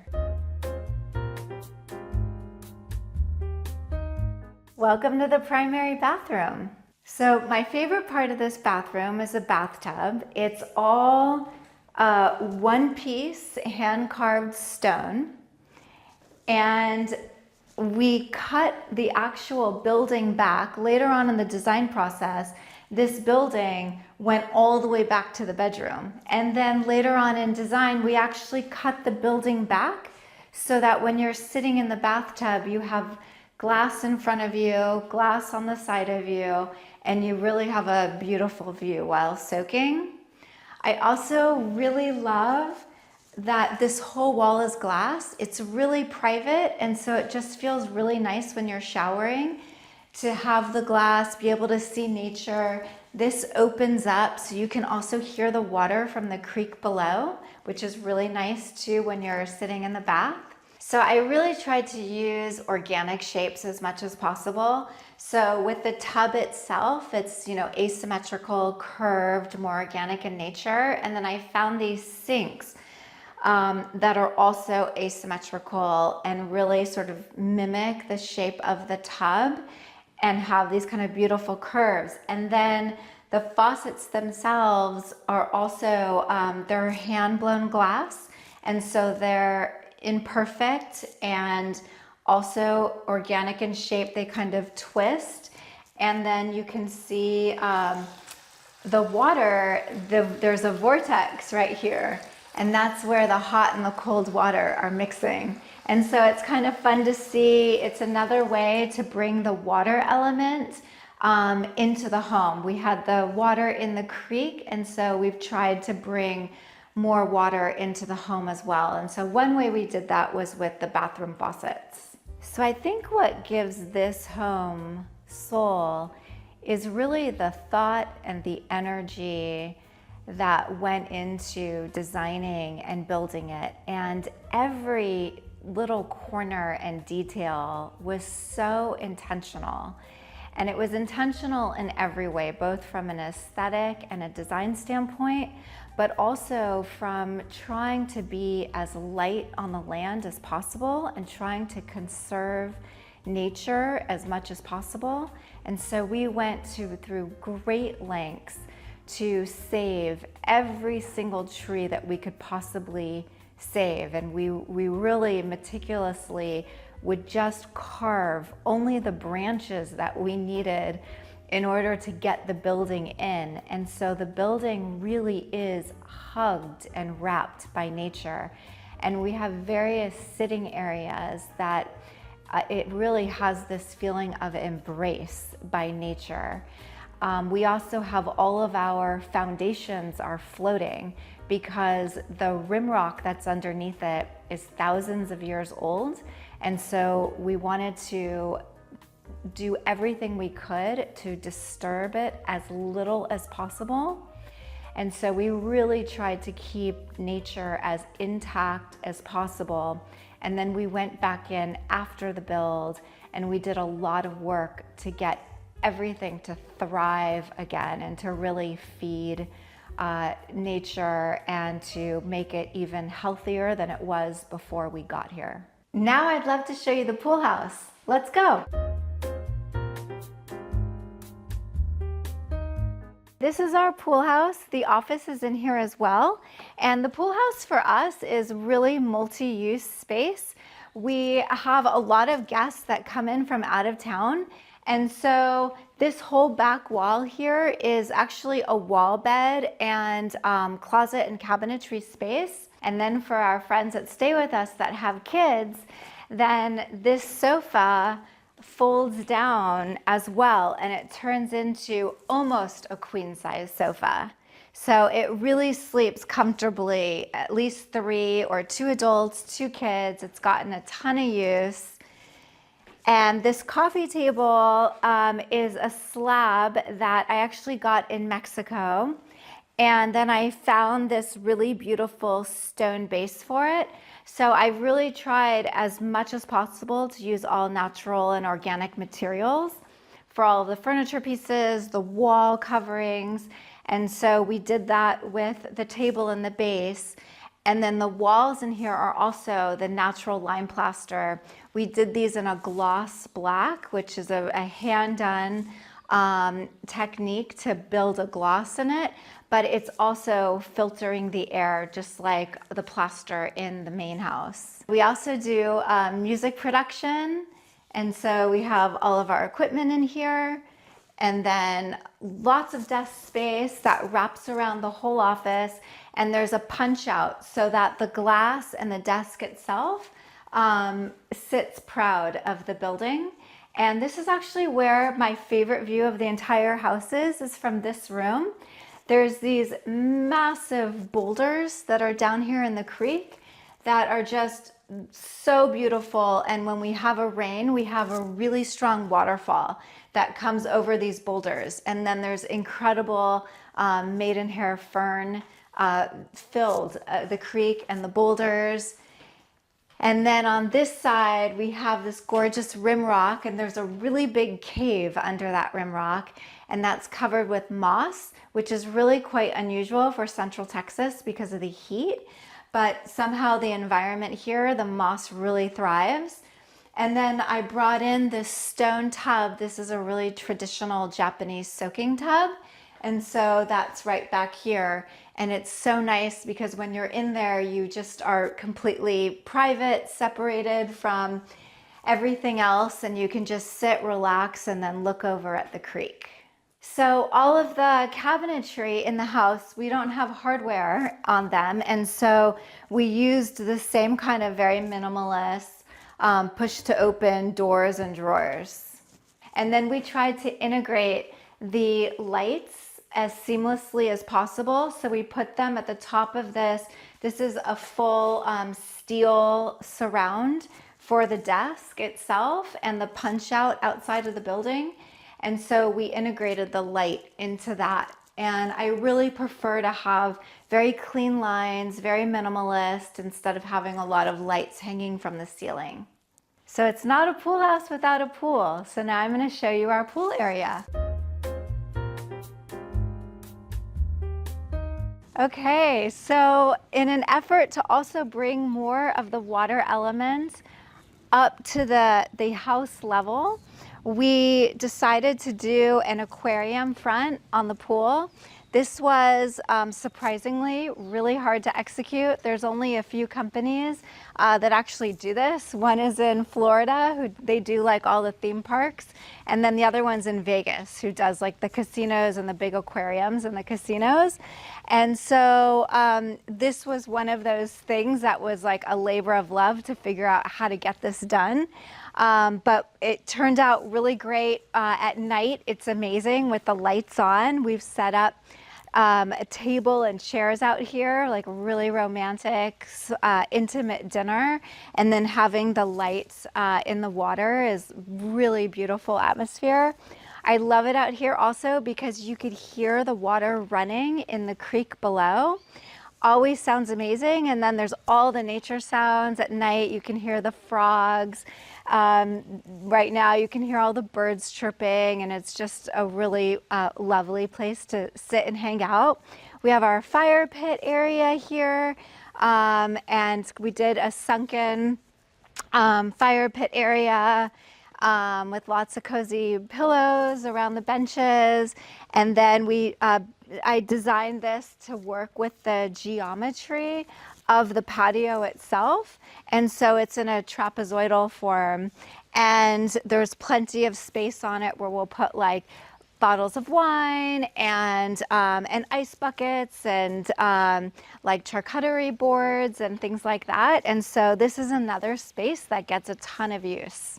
I have a minor obsession with boulders and with stones. They're all so unique and they all tell this really incredible story. And so during the build, whenever we would find these big boulders in the earth during excavation, I would have them save them for me, and then I ended up integrating them all into the design. And so, for example, this is one of the largest ones that we got. And so we built this up, we leveled it underneath before we did the slab pour. And so we leveled this boulder and then we poured the concrete around it. So the idea is that it looks like it was always there and we just left it where it was, and then we poured the concrete around it. We did the same thing with this one here. And then we did the same thing with this one here. And I love the way that the steps, the wood steps, are carved around the boulder. So again, the idea is that they were here before we were here, and then we left them undisturbed and built around them. And there's many, many more examples of that. So we have another one here at the entrance to the patio. We have them by the front door, each flanking the front door. And then we have this really big one built into the deck, and it's pointing to the entrance of the home. So of all of the different pieces of the entire project, this is my absolute favorite one. This is our outdoor dining table, and the slab itself was a sentinel tree in the Italian Alps that was struck by lightning. And so we've only used wood that was already down. We did not have any trees cut to make any of our furniture. And so this tree was struck down by lightning. And then this whole opening in the middle is where the lightning bolt hit and cracked the tree. And I didn't want to cover that. I loved it so much. And so instead of covering it, what we did was we created these geometrical forms. They're kind of slats. And so they're open so that you can see where the tree was struck. And they hold, though, the two pieces together to keep the stability. The other thing that's so amazing about this table are the legs. So these legs are hand-blown smoked glass. One of the top master glass blowers in Italy is this 90-year-old man in Venice, and he did these legs by hand. They're made out of borosilicate glass, which is the strongest kind of glass. It's the glass that is in airplanes, like airplane windows and so forth.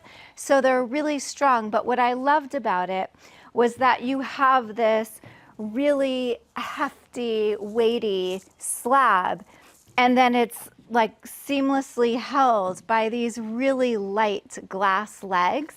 And that's why I chose these chairs, which are also from Italy. I chose these as well for the very lightness, smoked glass, translucent look that they provide. Okay, so the other thing that I really love about being in this outdoor space is how you really get to see the cantilever here. This is over a 20-foot cantilever, and so we're really floating over the creek here. Home to me is really a personal sanctuary. It's a place that I feel safe and that I feel comfortable and that I feel rejuvenated in. When I come home, it's like a breath of fresh air. When I leave, I actually don't want to leave. It's just a place that I enjoy so much, and I really feel like I'm at home. Thanks for watching. Be sure to go to homeworthy.com for exclusive content, shopping guides, and so much more.